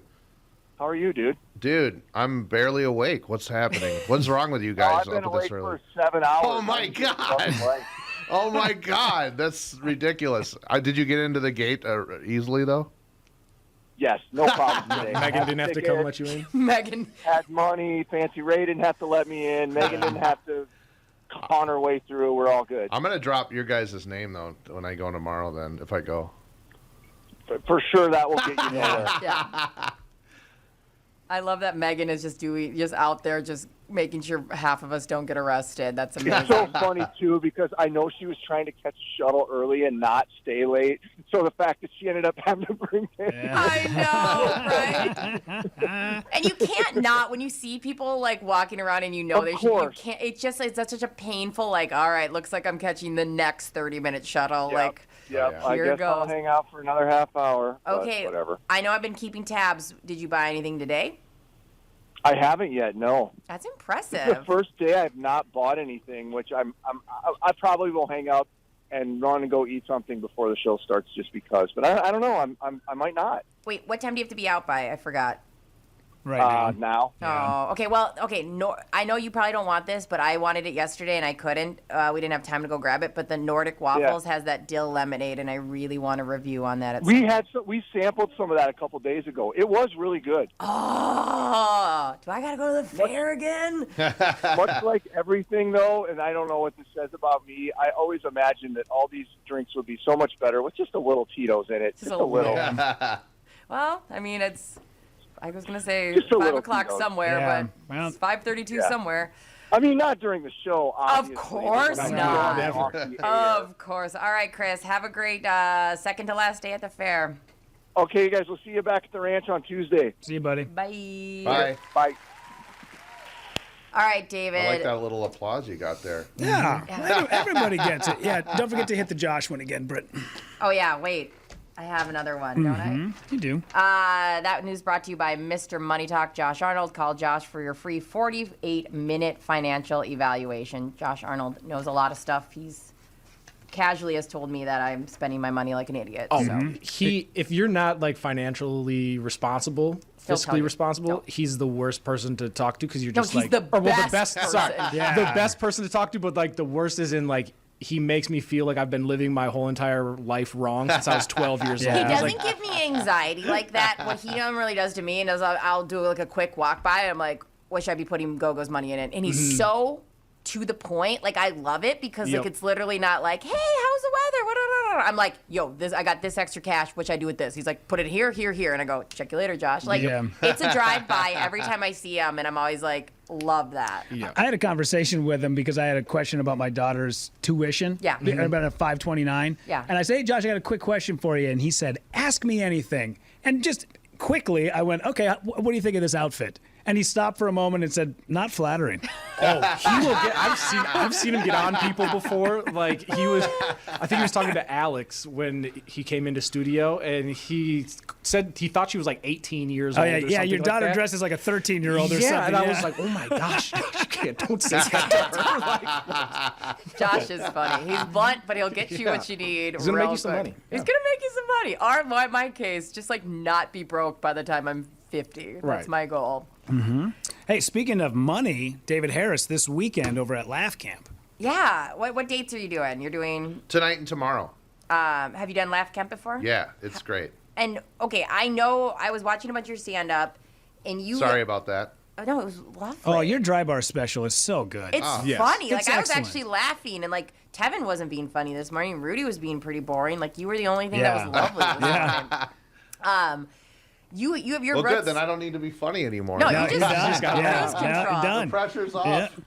You started off as a magician, right? That's right. And did you do stuff like were you on stage, or were you somebody who like went from table to table? Both. I would do. Well, I started with kind of the table to table. Before that, I was like doing kids parties. And that's how every magician starts, you know? Yeah. And then you do like, you go to the house and the mom is like, all right, go down there and entertain the kids. And you're like okay. We're not going down there. We haven't fed them. Yeah. Here, we chucked some pizza down there. Yeah, kids throw things at you. No, it was a weird way to start, I guess. But even before that, I would I would do dance concerts in my basement, as a 9-year-old. I'd invite the neighborhood kids. What was your obsession then? Like, was it the performing, entertaining in general? I just liked I think I just needed a hug, but I really just liked performing, and I like the attention, I guess. And so then how did you get, because when I was at the House of Comedy, David would go, he would be like the pre-show entertainment, and he would like go table to table doing magic. And then I remember when you got up on stage, I was like, who let the magician on stage? But then killed it. Very funny. How did you get started at the House of Comedy? Because that's not, you wouldn't think that's well, I was already doing comedy at that point. But I would probably just started at that point. But I was also doing the tableside magic because they're like, we'll pay you for that too. I said, I'm on my way. And so I was like, all right. We water the plants. Yeah, whatever you need, man. Same. I can relate. I literally have 4 jobs here. Yeah. So I did. They don't do that anymore, which is fine. But let's focus on the bring stand-up. It back. You know what? Let's dedicate the rest of this show. Let's try to Kickstarter fun. Yeah, we'd have to get some kid magicians to do that, or younger people. But and I guess I was already starting with stand-up at that point, and then I did some workshops and stuff like that. And so, and Rick, who owned the club, was a magician, and so that's how he started. So I think that's why he had magic at the club. Yeah. And so, I started comedy because my parents got divorced. So I was like, I got to write something funny here. So, but that was before that. I know we didn't preface this before you got in, but is there some sort of magic that you can do on camera right now to Brittany and Tevin in that room, and we can post it? Yeah, no, I don't. I'm really not as focused on the magic these days, but I can do this. That's pretty impressive. Pull the thumb off. With the thumb, What's more intimidating, going up to a table full of people or a stage? Stand up 100%, because you don't have the tricks to fall back on, and you just have your laughs, and so, or not laughs, depending. Right. So, that's what you have, and so you go up, and Rudy knows this, and I mean, you just have to. That's all you have, and if they laugh, they laugh. If they don't, they don't. You're not like, let me just pull out a card trick now. Right. Yeah. I mean, I might, but but yeah, it's just stand-up is much. I think stand-up is more challenging. I could imagine. And that's terrifying when you go, because like obviously you rehearse your bits and you're like, okay, I think this is funny, and then do you remember the first time you got just nothing back from a crowd? Oh, I mean, I still remember because it probably happened last week again, but. I don't think I remember a first time. Well, first time I went to Acme when I was 25, and I don't think I got anything for 3 minutes except for maybe one laugh, maybe 1 or 2 laughs, and I was like, oh, this is. Can you still like tap into that feeling? Oh, it's horrible. Why are you making me do that?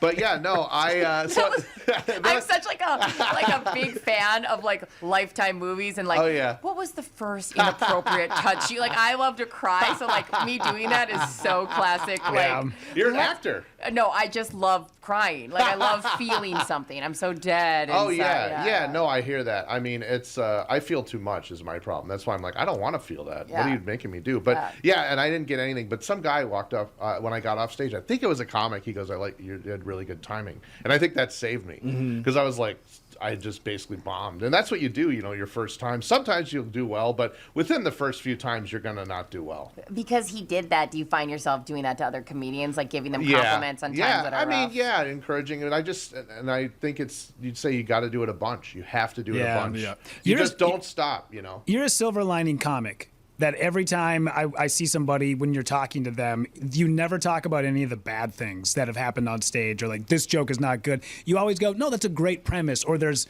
potential there. Like, you really make people feel like they're... Basically what I'm saying is you give people hope and it sucks. You should not do that, David. You should not do that. Well, I do say that. I try to encourage people, but I mean, the ultimate thing is they're going to find plenty of the bad. So you have to just, because, there's no other way around it. And people do want shortcuts with stand-up. Oh, absolutely. But because or anything. And then I was that way. I mean, you try to take classes, you try to take whatever, and and that's fine. Those things can be helpful, but ultimately, the most helpful thing is getting on stage and writing a lot. Yeah, and that's it. I mean, it's like the 10,000 hours rule. You have to just keep doing it.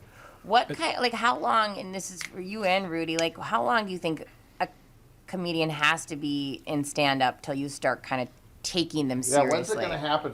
When is it going to happen? One of these days, Dave. That's years and years and years. Because I'd be embarrassed. Like, let's say I went to the hours you guys keep alone would never. I mean, besides the lack of talent I have, but like the hours alone, I'd never be able to keep those. But like, if I did one stand-up, I think it would take me like 5 years till I would even be like, I'm a stand-up comedian. Like, is that like an odd moment when you first say that? Like, how long do you think it took you to tell you said, I'm a stand-up comedian? I think you want to be one right away. Or at least I did. So you would say, I'm a comedian, but you still feel like a fraud, know, because you're like, I don't know what I'm doing.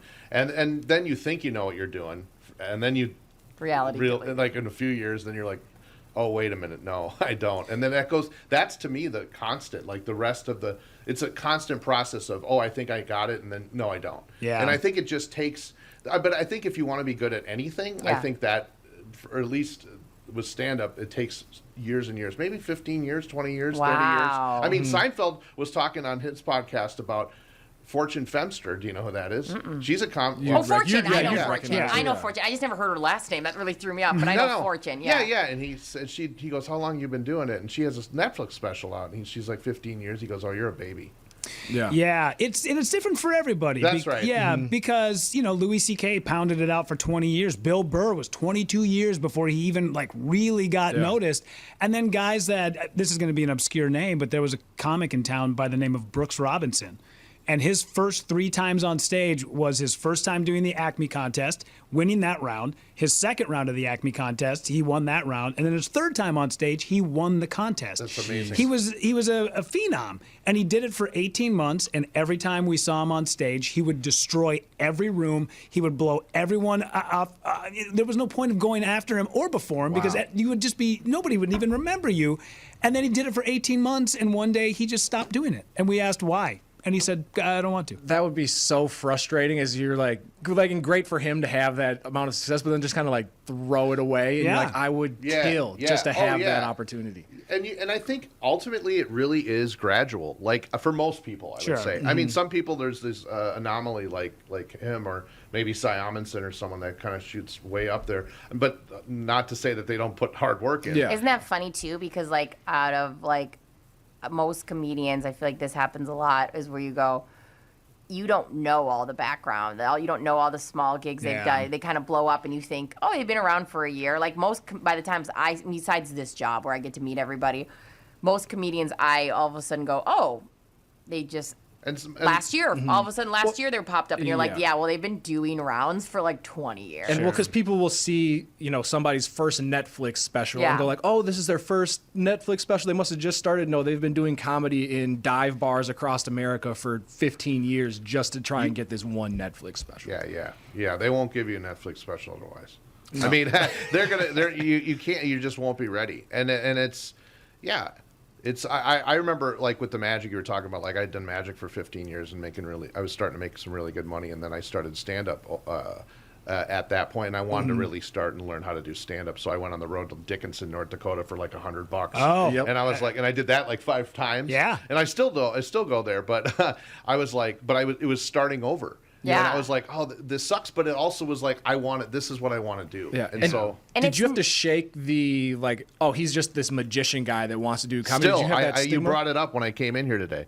Yeah. You're like, oh, you're a magician? Yeah. I'm like, no. I mean, to be fair, David, your website does say magician on it, so. Because that's a hook, right? Like you still want to. It's because I haven't changed it, but I do like corporate. I do some corporate events, so I'll do it for that. But I really am mainly a stand up and these days, and but ultimately, yeah, that's hard but I think ultimately if you go up and you can make people laugh, then they see that you're a comic ultimately. But yeah, it took some time, and I think it's still taking time. And also, like, I know that probably to you probably like have the mindset of shaking that, and like if I was to say like opinion wise is like hold on to that title, because like I meet a lot of comedians, but like I will go, he also did magic, even though you don't anymore, but like that's still. But I love stand up. It's just not in my heart as much these days to do magic, and so I think you got to follow where you're growing. And I think ultimately like that's what I love doing, because I think I grew out of the magic in it almost. Yeah, and I don't even mean like keep doing magic, but like keep that title, because it you know what I mean? Like it's not for nothing. Like even though you think you started at zero, but think of all the aspects. And I definitely know that it helped me learn how to be a performer. Yeah, sure. absolutely. And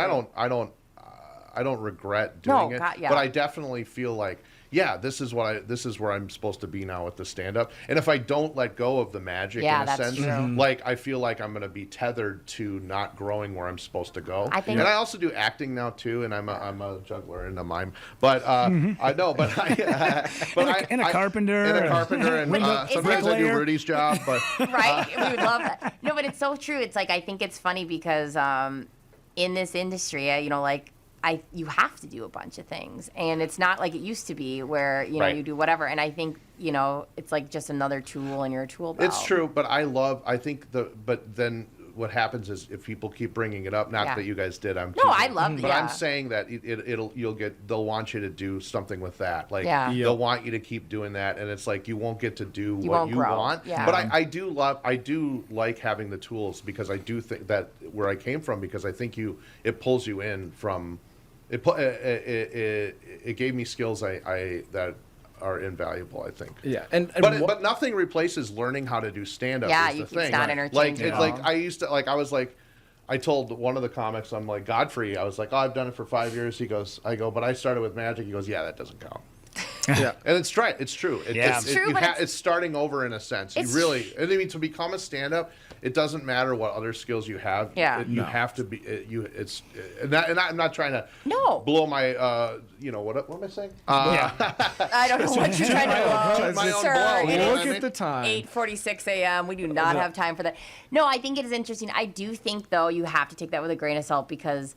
Like radio is like that too, where people have told me my whole life that I am new to radio, and I started radio when I was 19. And it's like at some point, like you have to just go, no, I'm like I can't be older than I am. I've been in radio for you know what I mean, like over 10 years now. Like at some point. There is this weird mantra that like people older than you just want to keep.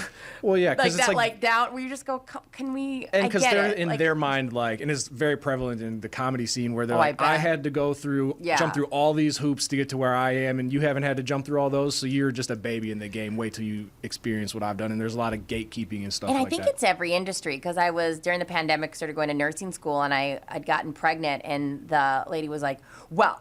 I had twins, and so if I can do it with twins, you can do it with. And I was like, okay, like there's that like weird mindset of always like, I had it hard, so I will not take any exception. But this was, to be fair to this comedian, I think he was right though in this case, because nothing replaces learning how to do stand-up. It doesn't mean that I wasn't a good performer, but it just means like.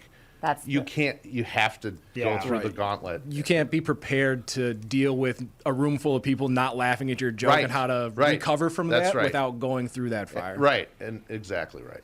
Yeah, it feels like, I mean, I've been in this industry, radio, for 25 years. Yeah. And I've been doing stand-up. I started first time on stage, I was 27, did it for 3 years, took time off when Kinley got sick, came back, so a total of about 7 years altogether. Yeah. It still feels like I'm not at the starting line. It's so insane that you work that hard. If somebody else put 25 years at the post office, you'd be almost retired. Yeah, exactly. Yeah, it definitely feels like, but that's how you get good. Yeah. And there's no other way around. You have to be on stage all the time. Like, I mean, at first, when I first started in stand-up, it was like, oh, I'm going to go once or twice a week. And then I talked to Louis Anderson and some other performers, and they're like, no. That's not enough. That's not, that's... You need to go like 3 or 4 times at least. Yeah, they were like, Louis on stage every single night, and that's why he was Louis Anderson. Absolutely. Yeah, I opened for somebody, I'm not going to say who because it's going to make him sound like a huge dick, but I opened for somebody who's a big name. Was it Brooks Robinson? It was Brooks Robinson, actually. that son of a bitch. But we were all in the green room, and there was a kid who was probably in comedy for about 3 years, and he was green, but he was very cocky. And while he was in the green room, he was just doing a guest set that night. Yeah. And this comic was very inquisitive, like, hey, so what's the plan here? He's like, well, I'm gonna be in this market, for probably about another 2 years, and then I guess off to LA, man, and just wait for a Netflix special. And we were all just kind of like, great. All right. Well, can't wait to see those dreams, crash and burn, but all right. And we were very nice to the kid. And then he went up and he completely ate shit on stage. And he got off the stage. And as he walked past the headliner that night, the headliner tapped him on the shoulder and went, hey, Netflix called. They passed. Oh, man. That's rough. But there was a part of me that thought, good on you, because you humbled that kid, because he needed. Oh, he was in that. Oh, I crushed this. Oh, I won some contest a year ago. Oh, really? Are you gonna do? Oh no, yeah, man. I've been killing it across. I headlined this place. Blah blah blah. It's like you got maybe a total of. Maybe 50 hours on stage tops. Yeah. That's it. So you're gonna blow past everybody. It was a great humbling moment, but man, I felt for that kid. He sounds like I shouldn't say every, but a lot of like the young opening acts when I was at the House of Comedy, where they'd be like, I think I'm gonna move out to New York or move out to LA and make it as this big comedy. So it's like, how about you focus on being like the big fish here before you go get drowned or even out. a little fish here, right? Because like what people don't understand, like Minneapolis has a great, fantastic comedy scene, but like the people that we bring into headline, a lot of times are going back to New York to LA and doing guest sets and doing opening acts just to keep their stuff tight. So absolutely. Britt, we're running just a little bit. Yeah, sounds good. We got David Harris here. He's going to be back with us up next. We got Kent Hrbek and Phil Mackey. David Harris is at the Laugh Camp tonight, and tomorrow we'll be back with all the great stuff. Tom Barnard Morning Show. This is the Tom Barnard Morning Show. Listen live at tombernardshow.com or on the Tom Barnard Show app. The MNFatLoss.com program has been helping me reach my goals all summer. I feel fantastic, and the weight loss hasn't been hard. I don't feel hungry. I have a great deal of energy, and I'm getting closer to my ultimate fat loss goal. The MN Fat Loss team really has discovered the secret to weight loss. I lost about a pound of fat every day. I did the first 60 days in the maintenance program, and now I went back to the weight loss program to get to my ultimate goal. It's great to have these kind of results in such a short amount of time. If you want to find out the secret to losing 20 to 30 pounds in just 8 weeks, that's about a pound of fat every day. No exercise required. To schedule your free consultation, go to mnfatloss.com. That's mnfatloss.com. Results may vary. Be sure to tell the team at mnfatloss.com that Tom Barnard sent you. Hello, I'm Brad Huckle, President and Chief Lending Officer at North American Banking Company. And I'm Michael Bilski, CEO at North American Banking Company. As a locally owned and operated community bank, we work with many multi-generational businesses. Take Personal Care Dentistry of Roseville, for example. Dr. Walter Hunt, also known as Painless to me, has been a longtime customer of the bank since we opened the bank in 1998. When his son Kyle was ready to join the practice, they wanted to expand quickly. With their additional space and equipment, they now are able to see more patients each day while providing the same level of care and service. Okay, guys, I'll take it from here. If you run a family business or any kind of business for that matter, you should be banking with Brad and Mike over at North American Banking Company. Every time I deal with them or their team, I know I'm working with experienced professional bankers. So why not bank with my banker? North American Banking Company, a better banking experience, member FDIC, equal housing lender. There's plenty of thoughts that come into your head when you think the name Killebrew.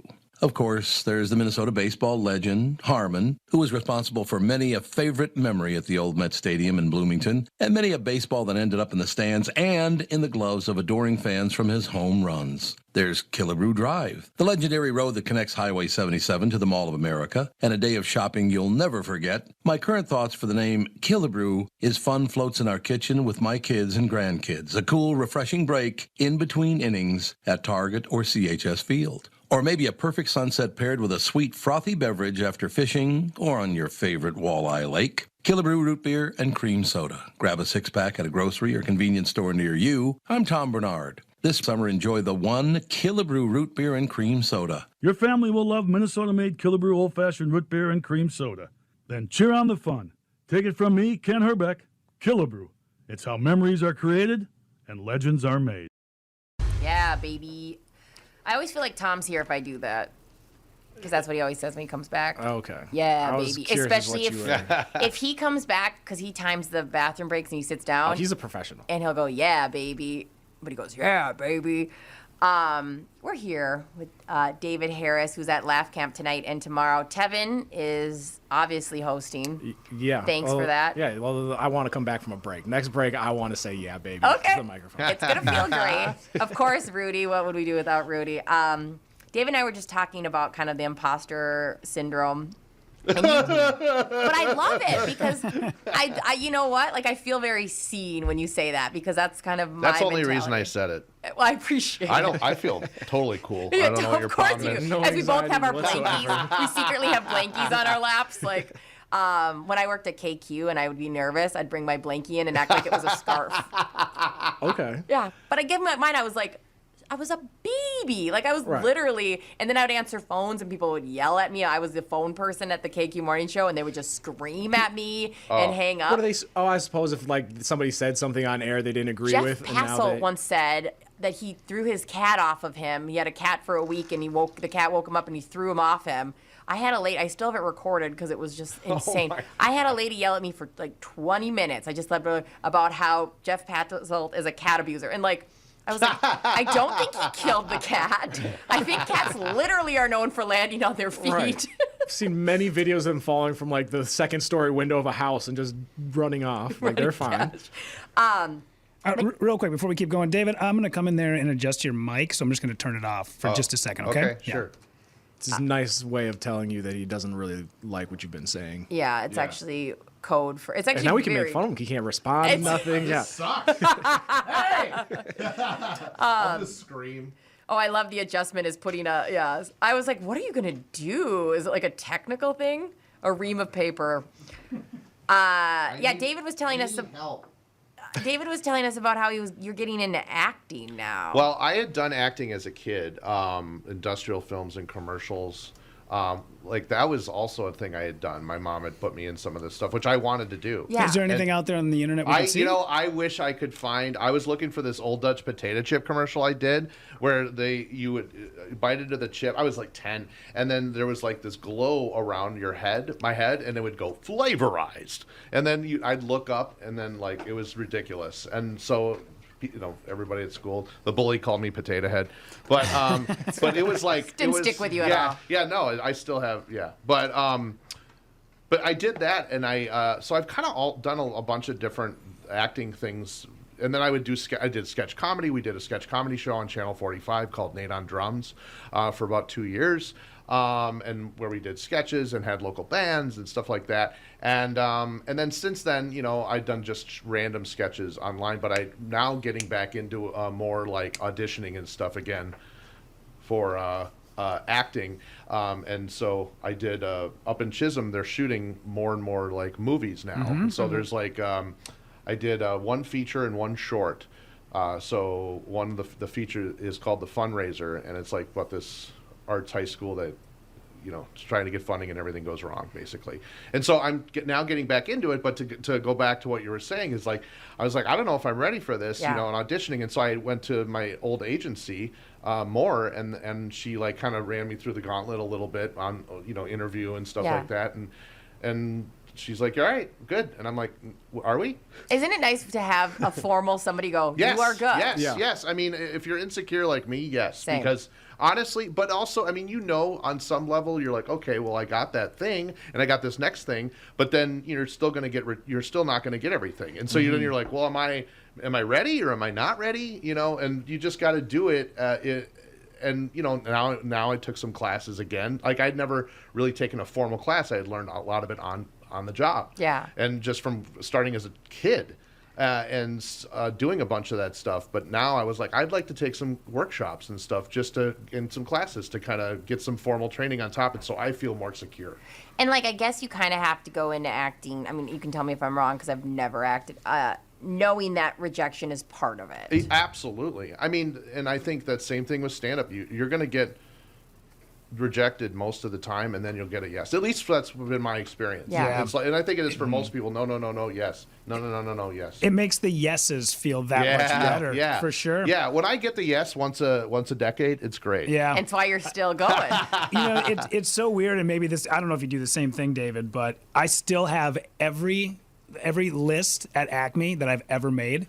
I still in a folder at my house. Awesome. I'm on every time I make that list. I keep it because I work so damn hard, and I remember just eating shit on that stage in front of Andy Kindler, and the fact that I get a chance to go up. I mean, on a very regular basis, it means a lot. And when you get those yeses, when somebody finally, and I'm not a big fan of people who care about what other people think. People are going to think of whatever they're going to think about you. Go do your thing. It's not going to matter anyway. But it is nice when you've worked so hard to get the validation of somebody or a thing, and when they give it to you, man, it feels like it makes it all worth it. Yeah, it's like honestly, when they were asking me to do this today, I mean, everybody get asked, but I was like, yeah, I get to do that. That'll be cool.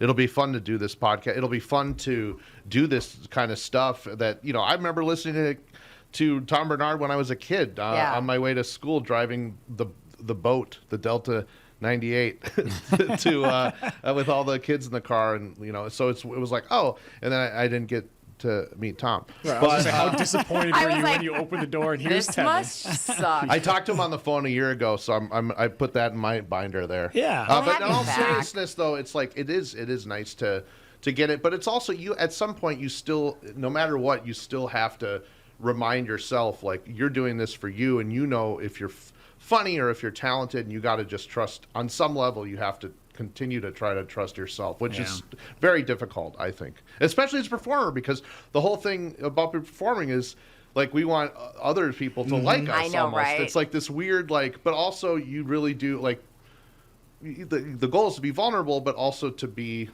secure at the same time. It's a weird combo. Yeah. Like, because there is a line, if you jump on and go like, I got this, too hardcore, like nobody's gonna like you. Yeah. You need to practice your set and memorize it, but make it look like you're just saying it off the top of your head for the first time ever. That's right. And honestly, you are gonna still have bad shows. You're still gonna have rough time, or you'll think they're bad, and the audience might think that was fine. All right, I like that one. Mm-hmm. I like the bad one. Are people pretty forgiving, like when you talk to them after the show? I think so. Yeah. Well, sorry, I didn't mean to interrupt. No, you're fine. Yeah, I do think. I mean, it depends. Like, I mean, the longer you do it, the better you get. So it probably won't seem as quite as a. Like, you might go, oh, that was not what I want. That was not. But the audience was like, oh, that was funny, or whatever. But sometimes if it's a rough show, sometimes they'll be like, yeah, that was a rough crowd. And you're like, no, that was me. Yeah. Yeah. I bombed terribly in front of Carly Aquilino and Jessie Mae Peluso out in New York City one night. Terribly. I opened that show and I ate so bad. It was the second worst time I've ever bombed outside of bombing in front of Andy Kindler. And when I got off the stage, Carly Aquilino got up, and I went in the green room, and Jessie Mae, who's sweet as pie, is just saying, don't worry about it. It's okay. They're just kind of off. They're a little off tonight. The crowd just, it just takes a little while to warm up. Meanwhile, behind me, Carly Aquilino is murdering entering the room, and I was like, really, Jesse? Are you listening to that? It was not, listen to that. It was not the crowd. And the thing is, sometimes it is the crowd, or sometimes it's the room, or something's not set up right.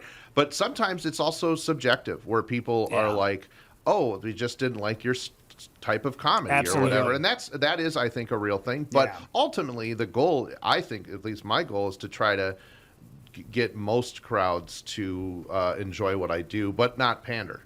Yeah, absolutely. So you want to bring them to you, you know. And well, it's because it's very hard to have a room full of 200 people that are all just sitting there going, "Make me laugh." That's right. Like, that's now, right. Okay, here I did. But at the same, that's true. But at the same time, they're there because they want to. Yeah, laugh. I was gonna say you have that like. But some nights it can be like they're like, well, my wife dragged me here, or my husband. We would made get me that come. all the time at the HOC, where because you're in a mall, and so people are just kind of wandering around the mall, and they're like, oh, we see this guy on this poster. Let's go see if he's funny. And it's like pulling teeth sometimes to get people to laugh. That blows my mind because like if I'm going to a concert, if I'm going to a show, a stand-up show, if I'm going to anything. My anxiety, my like show mom in me like wants that person to succeed so much so where I will be doing the smiling at them if they make eye contact, like you're doing great, you're doing great, no matter what. Just you know? front row, give them a thumbs up. You're doing really good. So it's like that is a certain mentality. My mom's like just smile and they'll think you're cute. I'm like, yeah, but will they think I'm funny? Right.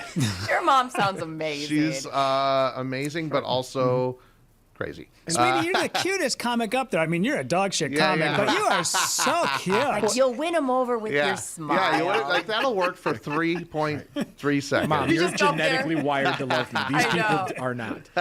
And you get the people that also want to be like the tough guy. You can't make me laugh, so I'm just going to sit here with my arms folded in the front. Which is like a super fun person to be, right? Like, oh my God. And super fun person to be married to. Could you imagine? Yeah. Like, I think you have to be, I think, somewhat open to the experience. Otherwise, it's going to be really tough. But that's part of the reason why it takes so long also on the comedian end, because the goal is to be vulnerable and funny. So if you can learn jokes, I'm not learning, but write jokes early on, but maybe they're not quite as vulnerable. But hopefully the longer you do it, the more vulnerable you become.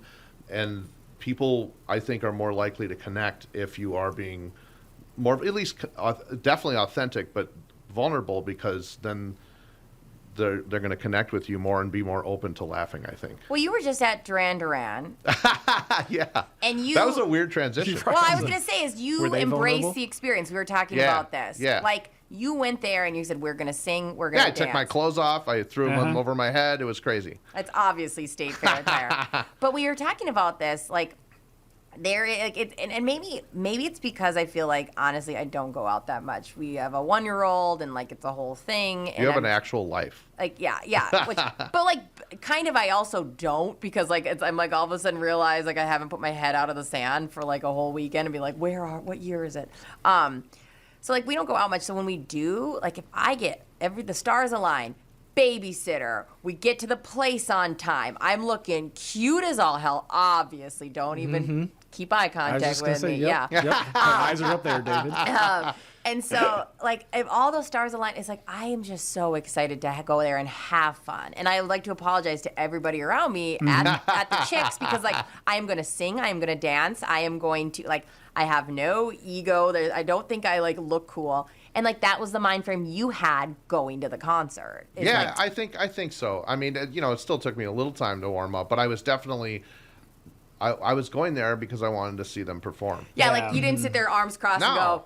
Right. No. Right. It's weird, like, because you're saying like, oh, I have to apologize. Like I'm here to have fun. Like everybody at this concert should be having fun. Like it shouldn't be something you have to apologize for. Funny, which is because sad. like I mean, especially because like going to Taylor Swift, we all knew we were going to stand the whole time. But standing at concerts is this weird rule of like, can we stand? The people behind us are sitting. Oh, in fact, I thought about you last night, Brittany, because while I was at Pearl Jam, everybody was standing. Everybody, except for my section. Yeah. And I'm a stander. I'm a stander. I paid $150 to watch this. I want to stand. So I stood up, and me and my sister were the only two in the row standing. And the guy behind me, I thought, you know what? We were talking about the airline seats when you can recline how I asked. I was like, I'm I'm not going to be a dick. I know I'm a short guy, so I turned around and I said, hey, can you guys see? And the guy's like, yeah, absolutely, not a problem. Which is his nice way of being like, hey, don't worry, short stuff. I can see right over your head. That's what Rudy heard. Yeah. But I was thinking about that, and somebody had said, I feel so bad about being a short person at a show because I'm always trying to like get a better advantage. And somebody in our group said, I feel bad being a tall person. Yeah. 100%. Yeah, because you are that person who is taking up somebody's sight line. And for me, I guess maybe because of being short, there should be a school picture rule at a concert. Yes. Short people, if you are 5'4" and under, you get up towards the front, and progressively, we just section everybody off the taller you are, so the 6'5" people are in the back. And listen, like, I will sit at a concert when I'm like, I don't know this song, I need a break, whatever. But I'm fully expecting to not see anything. Like, I've accepted that, like, people will stand in front of me, and I'm okay with that. Well, and there, I don't know if you've seen the Adele clip where it looked like she was at, like, some award show, and somebody was standing in security. She stopped the show. This fan was, like, singing and belting the whole time, and everyone else was sitting down, and 2 people came up to him. A woman who was, just behind him saying, everybody behind you, can you notice you're singing, you're yelling, and all this stuff. And then a security guard came up to him and was like, we're going to, he was like, hey, please let me stay. I promise I'll be good. This guy was like freaking out. He was having a whole meltdown. Yeah, and trying to listen to the show at the same time. He was like singing along. He's like, I promise, please don't kick me out. And this guy goes, the security officer's like, well, we're going to need you to, can you see that, everybody? And Adele stops her show and says, what are you doing? Like, what are you doing to that fan? He is having a good time. Everyone starts clapping. This lady yells out, they want him to sit down. And she goes, He bought a ticket to my show, wants to sing along to all my songs, leave him alone. And you can tell, like, the security officer is, like, wants to, like, die. Like, does the Homer Simpson meme, like, into the bush. Like, oh, Bob's bad. Oh, this was just recent. This was, this was like a week ago. Okay, yeah, let me see if I can find some audio. Yeah, no, it's so good. You feel so... terrible for him at first. And you can tell, like, it looks like everybody else in the crowd is there because it's some fundraiser, bougie, we're going to get dressed up and go out. And this person is like 100% diehard knows fan. every word, singing his heart out. Right. And it's like, let him have his moment. Like, that's what Adele got into this industry for, is those fans. They say if you want to listen to the music, like, pristine, with no other sounds, do it at your goddamn house. Right. Yeah. Like, you have the CD. That's There's right. a million recordings of both concerts and, like, in studio. They make these things called albums. Like, you can do that in your sound system at home, in your car. But, like, accept the fact that, like, I mean, Taylor Swift, everybody belted every song. Right. And, like, everyone was like, well, didn't it suck to not hear her? I'm like, well, the sound system was amazing. If you stopped singing, you could hear her. But also, it was the vibe. Like, it's like everybody here for the past 3 years has been listening to these CDs as much as me. Like, there was we were at the Wild game, or no, it was Lynx. Sorry, Lynx. Nice. Same thing in my mind, apparently. Interchangeable. Yeah. So we were with my friend Maggie, and we were watching the game, and some old lady, and we were talking, and some old lady behind us, she goes, "Can you guys be quiet?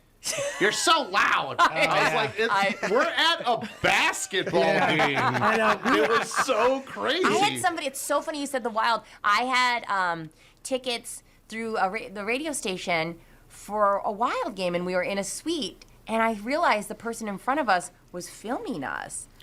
Like, like recording, like, like they had, like, they were Camera holding their facing phone. them, the front-facing camera filming us. And I was like, that's weird. And later I was like, hey, can I ask why you're filming us? Like, I have no problem at. And she goes, we paid a lot of money for these seats, and you guys were talking the whole time. I'm like, we are at a Wild game in a suite. Like, the worst place to watch hockey is very far away. It blew my mind. Yeah. For, like, talking, because it's like, if there's a spot where you don't want people talking, don't go to any sporting event, especially hockey. Or, like, you're not going to a Vikings game and, like, hey, everybody keep it down. And I get it. I'm sure we were inappropriate, loud. I'm sure I was obnoxious. I'm sure. Like, again, I don't leave the house often, so when I do, it's like, and so it's like, I get it. But it's also like, listen, lady, like, you know how long away, like, it would have turning around or just moving or whatever. Like, I always have to go, like, if I'm going to say this, I really have to preach it. If she would have turned around and said something, I have to now go, like, okay, it took a lot for her to turn around and be like, and respect that. But the filming, that was like, That's Right, so and that's weird. what Was it she is. gonna send that in somewhere? Or you're going to make a little TikTok of me talking at the Wild game? This woman would not stop talking at this rowdy Wild game. Yeah, we were at a bar last night before the Pearl Jam concert, and it was super loud in there. And maybe just the old man in me is coming out, but I was like, do you guys want to like go outside or go to another bar? It's really loud in here. And my friend Liz goes, we're about to go to a rock concert. You care about the noise in the bar? I thought, yeah, that's right. The old man in me is definitely shining through right just now. like I that feel cringe. that sometimes though. If I'm like, I just want to talk. I know. Yeah. I know. But that not at a rock concert though. Real quick before we go into break, you guys want to hear this Adele Yes. audio? Yeah, hang on. Here we go. Bothered so much since I came on for standing up. What's going on with him? But guess you with your hand up. Yes, you. Put your hand up. You. No, you. Yes, you with the stick in your hand. Guess him. What are you doing? Why are you all bothering him? Can you leave him alone, please? Leave him alone. And he's crying. Yeah. Leave him alone. Right, start again. Sorry, guys. I've been bothered the whole show by security and other people sitting behind you. You seem to have fun. All right, all of you are inside. I like the fact that she's self-aware with the crowd. Yeah. And she even did that, was it the Grammys or was it the Oscars when she started singing the 007 song and she started and got, because it was right after she had vocal nodule surgery. Yeah. She came out and started the song and it was a little off. Yeah. And about 45 seconds in, she went, stop, restart. I can't do, I can't put this out. We're going to reset. And then she made the band redo the song. Yeah. And I think everybody else would have. There's a video of the band Hrbek trying to sing. Remember that song? There's a reference. Yeah. Remember that song? And the reason is you. They tried to sing that at the MTV Video Music Awards, and he is all over the place. It is like one of the worst American Idol auditions you've ever seen, but he plows through it. And at some point, I remember watching this thinking, could you just go to commercial? Just throw the guy a End him. bone, please. And you know what? It's to a fault, right? Because she actually is a perfectionist, and she got a lot of heat canceling her Vegas residency. Thank you. Like a week prior, it might even been less time than that, and people had tickets and all this stuff. So like, she really is a perfectionist, and you can tell it. But that's how you get. But that's the type of people that make it to the top. So also, Yep. And it's nice to see because like it humanizes them. Where like she stopped her whole show to take care of this one person, and so it's like that helps build the fame up. And That's so it's true. nice to see where you. By the way, if you go to a stand-up show, don't talk. Yeah, I'll say that's the one. I would never. The anxiety I would have. And then the people will be like they'll talk, and then when the comedian calls them out, they'll be like, "You had the audacity to like come and say something to Sometimes, me." Like, dude, I had Jimmy Schubert once. There was somebody that was sitting in the back of the HOC with his wife, and Jimmy's on stage doing his bit, and the guy like boos him. And Jimmy's like, you think you can do better? And he's like, oh, yeah, I'm way funnier than you, like, blah, blah, blah. And Jimmy's like, come up on stage. It calls the guy up on stage, gets the whole crowd, a sold-out show. Everybody's clapping, gets the guy on stage. The guy, stands in front of the mic. Jimmy goes, hold on 1 second. Goes and sits down in the guy's seat, puts his arm around his wife. And he's like, all right, go ahead. And the guy kind of like stands there a little bit. Everybody starts clapping again. And he leans into the microphone, and he's just about to say something. And Jimmy just... boo! Get the F off stage! Like, you suck! Like, oh, it was the greatest. Like, but yeah, people don't talk during you hear about those stories, and I actually think it'd be so funny if, like, somehow the guy comes up there and has, like, a legit type 5. Yeah, that's funny. That's funny. See, that's why I wouldn't do what Jimmy did. I'd be like, no, just... They're a plant. Yeah. They're like, hey, have you ever heard of these airline peanuts? A lot of people don't know that, though, and it's good like when we have the hosts of the show remind them and stuff because they don't know necessarily. Yes, that's true. Yeah. But ultimately, like if you're being rude. I'll tell you what, my anxiety. Unless you're drunk. Yeah, my anxiety could never. Like people walking around here with like acting like they don't have like insane anxiety. I would be a wreck. I'd be a wreck if my husband tried to ask me for like, how's the baby doing? I'd be like, shut up! What are you talking to me? Like, yeah. Do you guys remember the comedian Brody Stevens? Remember that name? Yeah, Brody Stevens. Unfortunately, passed away a couple of years ago. He was the best at handling people in the crowd when they were just being dicks and just like mugging him. If they ever saw somebody with their arms folded, he would do this bit where he would look at them and kind of get down off stage and get in their face and go, "Negative energy," and would keep doing it over in different voices until finally that person would crack. Yeah. And then the show was amazing. But he thought, why do I want to sit here and have this guy stare at me for 20 minutes up on stage? I might as well make a bit out of it. And usually the people that get made fun of like that tend to go a 180 and end up having a good time because they do realize they're being ridiculous. Rudy, I've been with Tom for a long time, and watching one of those interviews go down, the anxiety I have is through the roof. Like, we have people come in, we used to have at the KQ Morning Show all the time, come in and they're like, where are you from? Mississippi. The worst. There was, I don't know if you remember this comedian. I can't remember what her name was, but so we're driving in and we always listen to KQ on the way in so we kind of know what you guys are talking about. Yeah. And so we get in there and Tom had made some joke and she was like a very feminist type person and she was like, "Oh, he's misogynistic." Decided to be offended. And she was like, "I'm going to go in here and ruin this interview." And the anxiety you had. And so we like, oh no. Here's me, 23-year-old, just walk into the studio and like every question was, "Yep, nope, yep, nope, yep." And normally Tom would have us on for like 3 segments. Yeah. And so he was like, and I told her that ahead of time, like, "Hey, we always say 1, but it always is like 2 or 3. And after that first segment, he was like, "Well, great to have you on. Like, we'll see you next time." The anxiety you had. And so I bet. We get into the car and she's feeling great about herself. And I turn the car on. Did you do that? It's still on KQ. And the first thing you hear is, "Well, that was a disaster." Wow. And I just slowly, he always did that. He would always, as soon as they would still be in the building, and he'd be like, "What a pain in my ass," and I'd just be like, "Oh," and they'd be like in that little walkway near my studio, and I'd just be like hiding under something. It was the most awkward drive from the studio back to Bloomington I've ever had. I bet. Speaking of goddamn disasters, we've got Kent Hrbek and Phil Mackey up next here on the Tom Barnard Morning Show. You all have helped support MyPillow and their employees in these tough economic times. Mike Lindell knows this and continues to give back to listeners with deals on his most popular products. You've heard me recently speak about my slippers, the Giza sheets, MyPillow 2.0, and more. Great news! The MyPillow 6-pack bath towel sets are back in stock. The proprietary technology makes them extremely absorbent, yet still provides that soft feel you look for in a towel. The set comes with 2 bath towels, 2 hand towels, and 2 washcloths. Regular price $79.98.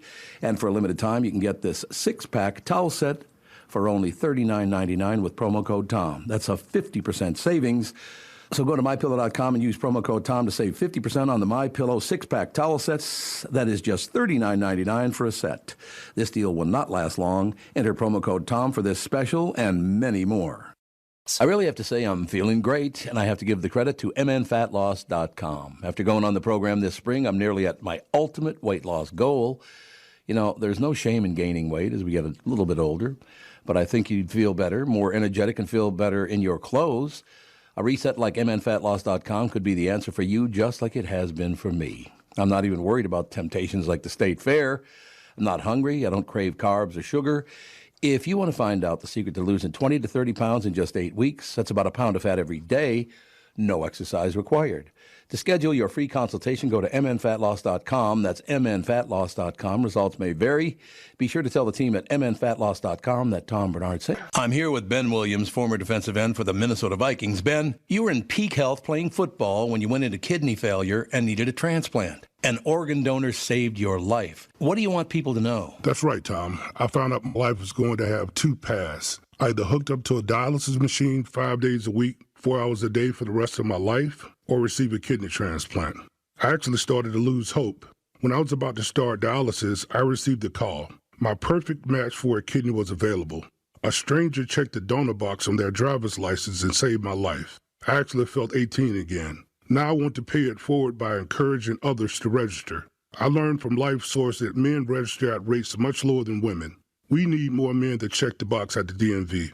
When you pass away, That small decision and act can help someone like me. There are 2,300 people in Minnesota like Ben right now waiting for a life-saving transplant. Make your game plan to be a hero. To learn more, visit life-source.org. I'm sure glad the miserable heat dome is now behind us, I'll tell you that. Fall may be just the best part of summer. Along with the cooler, shorter fall days, it's one of the best times in Minnesota for landscape plantings. ProTurf did my landscape this spring. Rick had some great ideas for my yard, and they can do the same for yours. A good fall established planting is much more likely to survive a summer drought the following year. A ProTurf certified landscape designer can help you design a landscape that not only looks nice, but will also increase the value of your home. Fall is not only a great time to plant, but also a great time for hardscape patios, walkways, and retaining walls. ProTurf is a Minnesota original, family-owned business since 1982. If the weeds in your lawn are out of control, fall is the best time to get a head start for next year. Let them put together a 3 to 5 step program that is safe, effective, and guarantees results. If you want the best landscape on the block, ProTurf is ready to give you your free landscape or lawn estimate and analysis. Visit professionalturf.com and click estimates for lawn care landscaping or schedule an irrigation service visit. Yeah, baby. And we've got Minnesota legend Kent Hrbek Sports is brought to you exclusively by Killebrew Old Fashioned Root Beer and Cream Soda at the ballpark, up north, or in your fridge, Killebrew Root Beer and Cream Soda. Also, we got Phil Mackey with us. How are you doing, gentlemen? Hey. Herbie. Morning.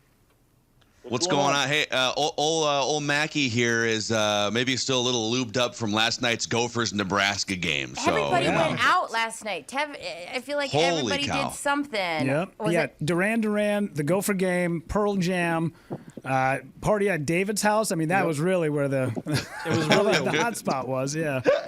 You know why everybody went out last night? Why, Kent? Because the Twins went on. They didn't have nothing to do. That's true. Why. Yes. There's just all these confused people roaming around the Twin Cities. What do we do tonight? I don't know. The Twins aren't playing. We need some love, man. Come on, we need some love for our Twins. I mean, that's... I'm a little upset this morning. I woke up on the wrong side of the bed. Yeah, I feel like this week you've been really taking a hit, Kent, because Tom has been not super positive about the Twins all week. Okay. I've been sitting... You mean all week? What about all year? All year. Or all decades, plural. Yeah. Well, you would think that now that we're starting to get towards playoffs and like we can all get over that it hasn't been the greatest like overall record for the Twins, but we're still going to be making the playoffs. Let's throw some support behind the team, see if we can mess around and make some magic happen in the playoffs. But yeah, it still seems pretty negative. I think even coverage of the Twins has been to me it's been horrible. I mean, we talked about it last week. They're going into playing. They're playing Texas. They're playing Cleveland. Then they go to Cleveland again and go to Texas and play Cleveland again. They're 4-3 in their last 7 games against those two teams, right? Yeah. Mm-hmm. Okay. They won 3 out of 4 against Texas, and then they lose 2 games against Cleveland, and right away they talk about how they're not going to make the playoffs again. And I don't get it. It's been an up and down ride like this all year. We got a first-place ball club, and we're talking about the Minnesota Vikings on TV every stinking day because the last time they went to a playoff game of any significance was back in 1977 when they lost. Yes, get them. I love this. This that's is an great. uncalled for shot. It is perfectly called. Let's do drive-bys. The Timberwolves have only won one playoff series. We're hitting up everybody now. The Wild haven't done a damn thing. The Gophers beat Nebraska last night, but I was looking at the banners on the side of the stadium. They end in 1967, Herbie. So I'm with you on this. Let's fire it up for the first place Twins. They're getting no love. The team's in first place. Let's jump on board. You know, if they make it to the playoffs and go to the World Series, you're going to hear nothing but Twins baseball. Okay, so why not help them out now? I mean, we're getting no love at all. And I'm not losing any sleep over it. I'm just getting pissed off about it. Maybe a little sleep, but not the whole night. But no, it just seems weird that this our sports scene around here has been pretty lame as far as getting somebody into the playoffs and going any place. But I know everybody's thinking right away, if we get in the playoffs, well, we're going to lose anyway because we've lost 18 in a row or 17 in a row, blah blah blah. let's get fired up. Let's get some some stuff going around with the Twins. Let's get excited about it. Let's not start talking about the Vikings pre. Let's go right now. Let's dance party. A dance party. I like that. I'm with you. Know what? I love that. I love fired up Kent Hrbek here on this Friday because I feel the same way in that. All right, whatever. Like and Tevin, you said it. Okay, they're going to go to the. Who cares if they didn't win the 95 games that people thought? Right? They're going to get into the playoffs. They got a nice roster. They're already kind of setting things up for a month from now. Now they do have to stay clear of the Guardians. But the other day, I don't know if you guys heard this. Just like watching the game on TV or at the ballpark. So, and I'm going to rip on fans for a second. Fans booed Carlos Correa. So, and again, like we're a little sensitive sometimes to like he tried to leave in free agency, and then he comes back for $36 million a year, and he's having the worst year of his career, and fans booed him because he's about to I think he's going to break Jim Rice's record for ground ball double plays. He's on pace for 36 ground ball double plays, but he comes out. And he says, hey, I haven't made a big deal out of it, but I've had plantar fasciitis for 4 months. It's the most pain I've ever played through, but I want to be out there. I want to be helping the team win. I can still play shortstop. And so a few weeks ago in Philadelphia, the Philadelphia Phillies fans gave a standing ovation to Trey Turner, who signed a massive contract. He's been underperforming. And Phillies fans said, you know what? We still like this guy. We're going to support him. They give him a standing ovation in the stadium, and he goes on a 3-week tear across the National League. So I'm kind of with you. Let's support these guys a little more. And if Philly, they booed Santa Claus, so if they can get behind some of their players, we can get behind some of ours. Can you imagine being a kid at that game? What do you do? Why is Santa bleeding from the head? Watching any of the sports or the TV show, the sports broadcast, or any of the TV stations, they start off with the Vikings and they give you 5 minutes of their training camp, and we've got a Major League Baseball team in first place, and they get third billing in their sportscast. Yep. It doesn't seem. I mean, you got to jump on this and ride it. We don't get there that often, right? Yeah, amen. I'm with you. We don't need to know who the 53rd guy on the football team is. Okay, let's talk some Twins around here. Yeah, let's get fired up about the baseball season. Let's have some fun at the ballpark. How much fun do we have back? I'm gonna date myself again. Back in the late '80s and early '90s when we were lucky enough to get in the playoffs. How much fun was that? Yeah. I'll have to take your word for it. Right? Yeah, no, there is two generations of fans who are like, I don't know, it's been a while, but yes, it is. My mom and I were in Eau Claire during that time, and we're screaming at the television, "Yay, we got it!" And everybody in Wisconsin's like, "What happened?" Because it was Wisconsin, not Minnesota. And we're like, "No, we just won." Come on, guys. Every time we get in a slump with the Twins, I always think of the great Kent Hrbek line. Go Twins, go wild. And then go to bed. That's it. It's my favorite. So not a huge Vikings fan is what I'm getting. No, hey, I watch the Vikings. I'm excited about the Vikings. It's nice that they're all fired up about them. But why don't you get fired up about? Why doesn't the state or the sportscasters or the TV channels get fired up about the Twins? All they do is, the Twins won today in 13 innings on a great play. And how about the Vikings? They lost their third preseason game in a row. But let's talk about them for a half hour. This is a good time for me to shamelessly plug the SKOR North Twin Show, which is available via podcast and YouTube 4 days a week, where we talk Twins for about 40 minutes every episode. You're welcome to find it at the SKOR North YouTube channel and the SKOR North Twin Show, anywhere you find podcasts. Okay, Phil. And promotion. I got a question then. Last week we were talking about it. What's the difference between a slider and a sweeper? Because we had a big debate about it this week. Oh, that's another thing. Yeah, that's another thing. Sweeper. A sweeper. I'd have to ask Kent. I feel like it's the same pitch. So to me, I don't know. You tell me, Herbie, but a curveball has more of a hump, right? And a slider is like a harder curveball that goes a little bit more horizontal. So I don't know what a sweeper is. We're just making up names for pitches, I guess? I don't know. Yeah, a sweeper is what we used to call a flat curveball. Boy, that was a flat curveball. Now it's become a pitch. That's funny. Yeah. You look now, at it as a there's failure. strategy behind it. Yeah. It's just the whole world is run by marketing. Yeah, And somebody that really just couldn't throw a curveball was like, I just need a name for this, and they stopped telling me I can't throw a curveball. There you go.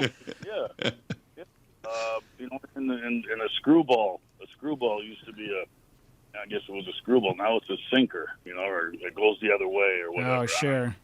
Yeah. Well, there's a legendary screwball pitcher from way back in the day, Carl Hubble, and so he would throw the pitch, and how like you throw a curveball and you kind of break your arm inward, and the screwball you go the other way, and it's very unnatural for your shoulder and your elbow. And after his career, if you looked at his arm, like when he would be photos or whatever, his arm was like dangling the wrong way in his post career. Kent, what's Fernando Valenzuela had a screwball, Yeah. That's what do a screwball. Okay. Kent, what's the question? What's the hardest pitch, I guess not only for you to hit, but for major league players to hit? Well, first of all, they're all hard, or we'd all be doing it. Sure. You know what? It all depends on the situation, or how you're going. I guess there's sometimes I couldn't hit my grandma if she was out there pitching, and sometimes you hit anybody, no matter what they were throwing. And sometimes you hit like your grandma. So yeah. And then that's you're going to get me fired up here even some more. That's this analytics thing now that goes on with baseball. You know what? You got to go by your gut. There's so many times when you're going so good. Like I said, if Grandma was out there pitching, I couldn't hit her. But then again, if you threw Nolan Ryan out there and I was going good, I didn't care who was on the mound. You were going to hit him just because you got in that good funk. Dave, I don't know if you remember Dave Stieb from the Toronto Blue Jays back in the day when I was playing. He had one of the nastiest sliders in the game, and it was more of a sweeper, I thought, but yeah. No, it was a nasty. Phil. If you would have called it a sweeper, he'd have probably hit you with it. But anyway, he was nasty, and there's times where I couldn't touch him, and then the next week we saw him and played him again, and you beat him all over the field. So, that's just how a team's going or how a person is going. The analytics part doesn't figure all that kind of stuff out. Well, wasn't it Yogi Berra who has the famous quote after he was in a slump and somebody, he had a batting coach come out and he's like, you're bringing your elbow down. You're not following through. Your hips aren't moving fast enough. And he yelled at the guy, how am I supposed to swing the bat with all this thinking? Yeah. I think that was the quote, wasn't it? Is it a real mental game sometimes, Ken? Oh, yeah. You go up, empty. We've always said, too, empty mind, full bat. If you go up there with an empty mind, everything is in the bat. If you go up there with a full mind, you have an empty bat. Yeah. Okay? It's like playing golf. When you step up to and I'm a hack golfer, you go up to the first tee and you're thinking about how you're standing and how good your brand new shirt is that you just bought and how good you look and how your shoes are all nice and shiny and which way I'm going to hit this ball and blah, blah, blah. And you go up there and swing and you dribble it off the tee box. You're thinking about everything. Yeah. Then the second ball you set down, your B player, you get up there and just wind up and whack and it goes right down the middle. It's because you're not thinking about anything. Sure. So. It's so funny, Kent, that you're talking about this because we had Sansevere on this morning, and he felt the same way even with Rocco's instincts, is that he's not trusting his gut. He is going with analytics only. Do you think that is a problem we're having with the coaching as well? Well, I don't know if it's a problem. They're in first place. Yeah. I've never heard of it being a problem when you're in first place. But anyway, you know what? The coaching is so different this year than in the past few years with they want to try to make a move, but if a guy shoves a piece of paper in his face and says, Joe Blow can't hit Bill Blow because Joe doesn't have good numbers off this guy, but Joe Blow just hit 9 home runs in his last 10 at-bats. We can't let him hit off of him because he doesn't hit him. Yeah. I mean, that to me doesn't calculate, but it's good for the game, I guess, in certain circumstances, but in other circumstances, it stinks for the game. I do think we should have a new segment here, like on the Friday Hrbek appearances, where we we just bring up one analytic and let Hrbek rip on it for 5 minutes. Agreed. You know? It could be like Herbie's analytic of the week. Weighted runs created. What are your thoughts? I have no clue. In the wins above replacement. Your thoughts? Yes. I would not know because I just want to know how the team did the day before. Did they win or lose, and how did Joe Blow do? Yeah. But Joe Blow's batting average on balls in play was a little lower than we expected yesterday. So That's right. So Joe Blow's not going to play today. Phil, on your guys' show, who leans towards analytic and who leans towards gut? I lean analytic because I never played Major League Baseball, but I think so. Just no one really cares about this, but I'll give you some background. So I started my media career. I appreciate it. I started my media career like 15 years ago because again I busted out in high school so I wasn't able to speak as like, hey, when I was a baseball player, right? So I brought sort of an analytical slant to writing and radio, but covering a team in a clubhouse for like I was a beat writer that was in the clubhouse every day and talking to the coaches, the players, the managers and stuff. There is a healthy blend. I do think some teams go too far with it where they're making decisions on pitching staffs at 2:00 in the afternoon, on a spreadsheet. Information is valuable, but the human element is what ultimately drives winning. So that's kind of where I stand. But I am more of an analytics guy because I didn't play 10 years in the big leagues like other people. Well, and I think that's a total acceptable statement that you make because you definitely have to go with the odds, right? Yeah. And that's what a gut is. You kind of go with odds, right? I mean, do you take a hit on 16 or do you stay on 7 and 16? It all depends on what the dealer has. But analytics don't play anything in gut because you got the human aspect of the whole deal is how is this guy doing? Is this guy hot? Does this guy stink right now? Can anybody get him out? Let's look at the analytics. No, he can't hit this guy, so who cares if he got 9 hits in his last 10 games? He's not going to – the paper throws him out, so he's not going to hit. Or the pitcher is not going to pitch against this guy because he can't get this guy out. It's showed in the past, but the guy's dealing, Yeah. And that's where the coach or the manager or base running coach or whatever has to take into effect of what's going on at that day. And is this guy hurt in the outfield? Is his arm bothering him? Can he throw the guy out at the plate? Blah, blah, blah. Yeah, that's what always gets me with the analytical approach with baseball is the third time through the lineup, you got to take him out because he's just going to get destroyed. So, well, if you have the best pitcher in the league, it doesn't matter if he's going through it for the 10th time in the lineup. He's probably still going to be he's still the best pitcher. Like, he's talented enough to still get people out. So you do have to kind of blend both and use your gut because it's not just a look at the spreadsheet. Yeah, well. Yeah, I know. I remember, TK would watch our pitchers. He would look in the third inning, okay, this guy hit a ball hard off him, or, he can still be getting outs, but guys start hitting the ball harder on him, start putting the ball in play a little more often, or, the guy just gave up 3 line drives in a row, and it's like, oh, this guy's starting to lose it here a little bit. It's the 5th inning. Maybe we should get somebody up, but he was always looking at that. It didn't mean, if he's still striking people out, why not leave the guy in there? But if he's giving up rockets all day long, and he's still getting people out, that's when you got to start thinking about, boy, it's the time to get him out of there, because right now he's kind of living by the seat of his pants here with all these line drives he's given up. So, there's all kinds of different ways you can go about managing, but I think definitely analytics definitely do help. But I think in another aspect, in another way, they can also hurt too when you get down to that gut feeling. What should I do? I would go with my gut rather than pick up a piece of paper and look at what's going on. Sometimes what's funny too, like in the last 10 years, is front offices have all this information that didn't exist in the previous 90 years, and they're so excited. And you got a bunch of nerds like me in front offices like, we got some great information about the pitching staff, right? And then you go and you're gonna bring the information to a 23-year-old, baseball player who he's like, I'm just in the batting cage, see ball, hit ball. Like how you communicate the information to players is like the trickiest part, I feel like.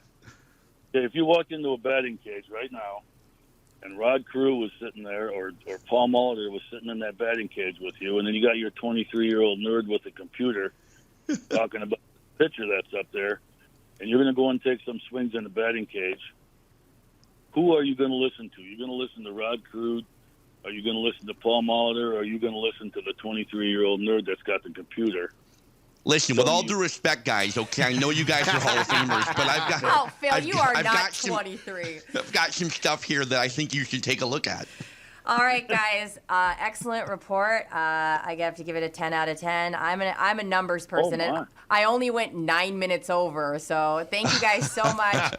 Ken Hrbek Sports on the Tom Barnard Morning Show was presented once again by Killebrew Old-Fashioned Root Beer and Cream Soda. Start your next memory at your favorite grocery or convenience store today. Find a store near you at KillebrewRootBeer.com. Go Twins! Let's go. Hey, let's go. Come on, you TV stations. Cover the Twins, you cowards. Yeah, let's go. Thanks, Kent. Thanks, Phil. We love you guys. See you guys. See you guys. Up next, we got Tim Lammers on the Tom Barnard Morning Show. This is the Tom Barnard Morning Show. You need to know a guy for your auto repairs, legal issues, banking, and more. The same goes for investment advice. You need a guy to help you be successful, someone you can trust who gets results. Well, I got a guy for you, Josh Arnold. Josh gives you straight talk, not sugar-coated advice about your financial situation. Josh has seen it all when it comes to economic and market conditions, and Josh can make sure that your retirement objectives match your investments. Do yourself a favor and call Josh now for a no-obligation, 48-minute evaluation. You've got nothing to lose, and you'll get a different point of view for your investments. Call Josh at 952-925-5608. That is 952-925-5608. You'll be glad that you did. And tell him his guy, Tom, sent you. Investment services offered by Josh Arnold Investment Consultant, LLC, a security investment advisor. Past performance is no guarantee of future results. All investments involve risk. All comments and opinions are Josh Arnold's and do not constitute investment advice. Tom Barnard is a paid endorser. Acoustic wave therapy is the latest advancement in the treatment of erectile dysfunction. It's a non-surgical, non-medication solution to improving your natural erections. I highly recommend Twin Cities Premier Health for this therapy. For better erections and optimal sexual performance at any age, get back on track to a healthy, satisfying sex life with your partner. No medications, no surgery, overseen by their highly trained health professionals all along the way. Right now, I have a special offer. Receive a free treatment and a free consultation when you book today, valued at $800. 952-395-4346. That's my unique phone number, 952-395-4346. Go to TwinCitiesPremierHealth.com and use promo code TOM. Twin Cities Premier Health acoustic wave therapy protocol is provided via a medical device that delivers a painless, low-intensity, high-frequency shock wave over the surface of the skin over a series of treatments. This non-invasive, highly effective, science-based procedure creates an increase in blood flow and helps create new blood vessels by treating the root cause of most erectile dysfunction. Use promo code TOM when you go online to schedule a free consultation.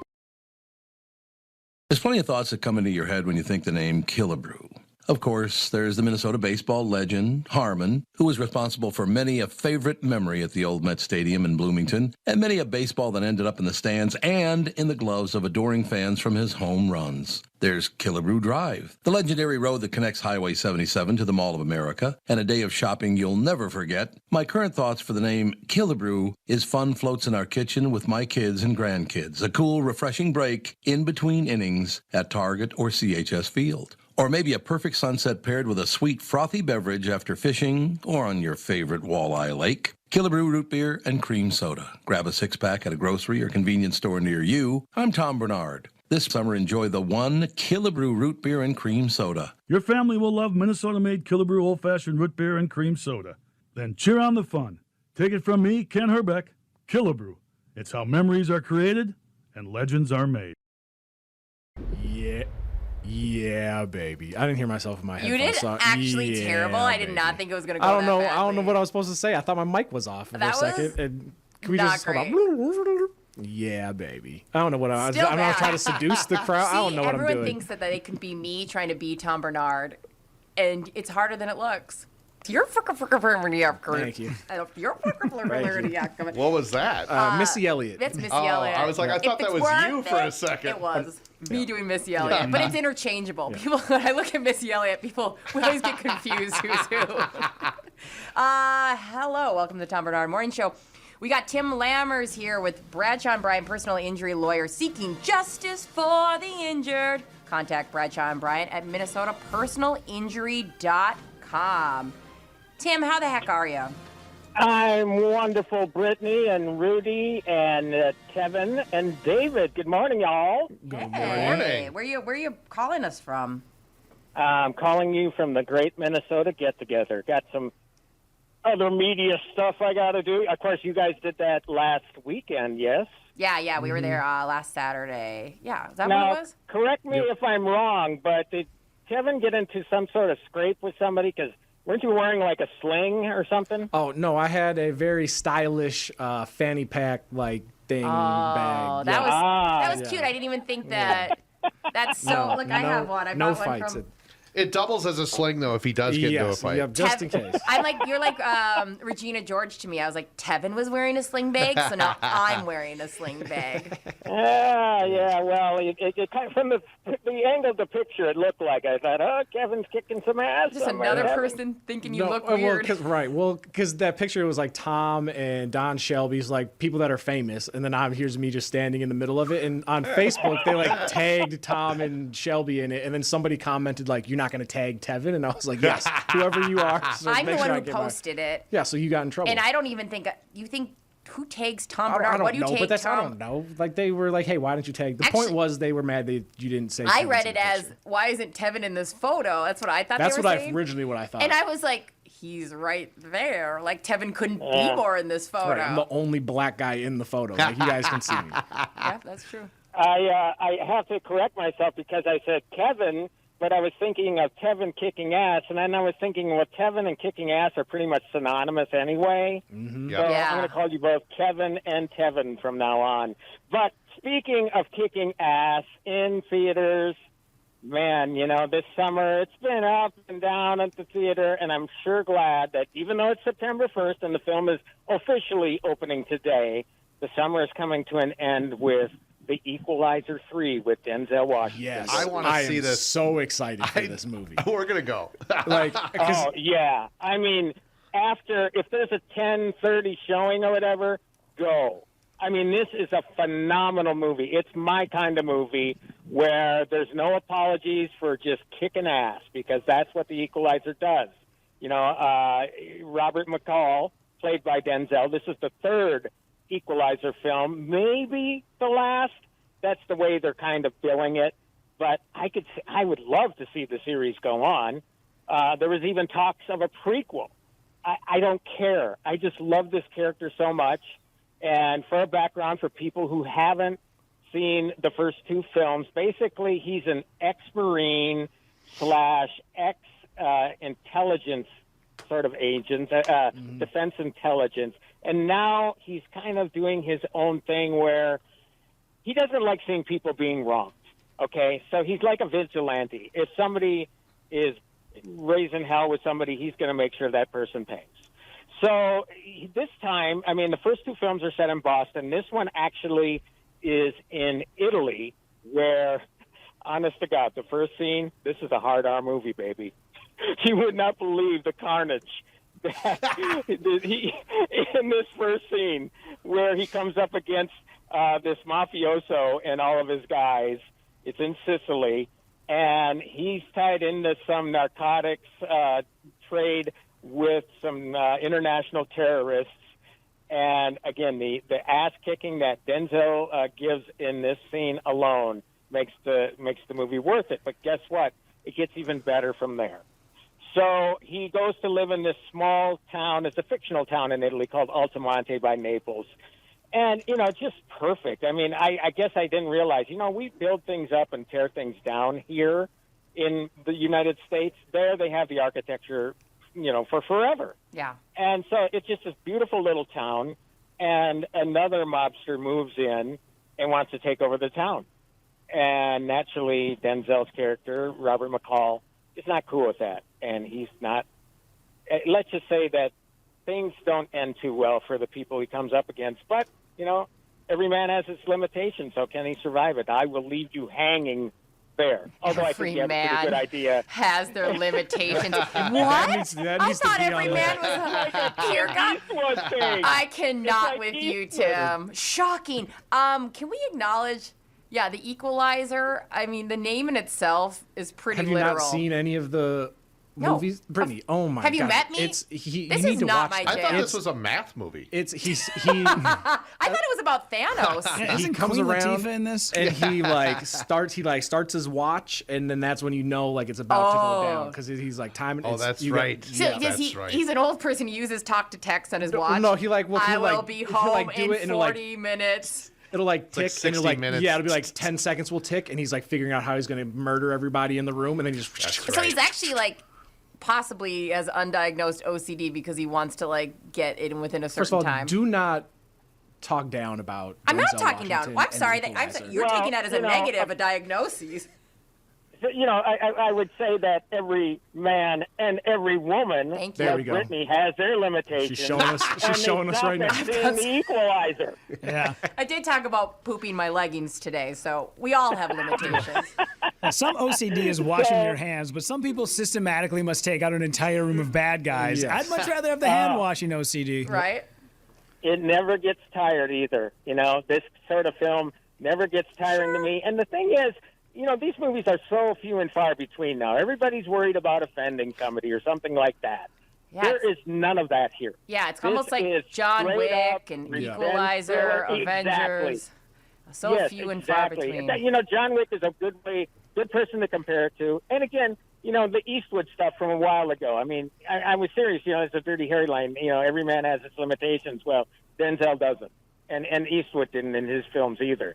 They just now you kick tipped your hat. maximum ass in this. Does he ever eat like What's that? granola bar or like has like a Cliff So like bar a just bowl to of like oatmeal in the morning, and like then goes times that as ass. well? He's like 4 minutes to eat this Cliff bar. Nope. Like, does he time everything? Yeah, These he's are like, my I gotta questions. brush my teeth. I gotta get the kids He's ready for a- school. He's a very methodical fella, put it this way. But seriously, see this movie as soon as you can. Again, it's a movie that I actually look forward to. This summer, it's been hit and miss with the movies I've wanted to see. I mean, I've grown tired of the superhero stuff. You know, and yes, this is familiar, but guess what? It's done incredibly well. And as long as you deliver something to me where you're really putting your heart and soul and your effort into it, then I'm in. And I'm so glad to end the summer with this movie. 2 questions. First off, Yes. what are you going to eat at the State Fair? And then secondly, are you going to review the Eras Tour movie? I don't know. I mean, that's an AMC Theaters exclusive, so it's possible. Maybe you should be going there, Brittany, and you could give us the review. I will. And if you want me to go with you, I will. I am an obnoxious. And then what are you going to have at the fair today, Tim? You know, I like shrimp, so some sort of deep fried shrimp of some sort. I don't Very know. brave of you. Brave. Yeah, I don't This go man for that. has no the limitations. Deep fried Twinkie. Yeah, I have zero limitations. Look, the deep fried Twinkie stuff, all that kind of stuff. My stomach hurts just talking about it. I can't imagine actually eating it. You can't sneak that into the movie theater. No, you cannot. You're like, I think it smells like fish. International Bazaar has really good shrimp fried rice somewhere in there. I know it because I've eaten Oh, there. yeah. Well, thanks for the tip. I appreciate that. Not a problem. Tim, congratulations on having a great broadcast at the fair and on the Tom Barnard Morning Show. You're a multitask extraordinaire. All righty. Well, thank you so much.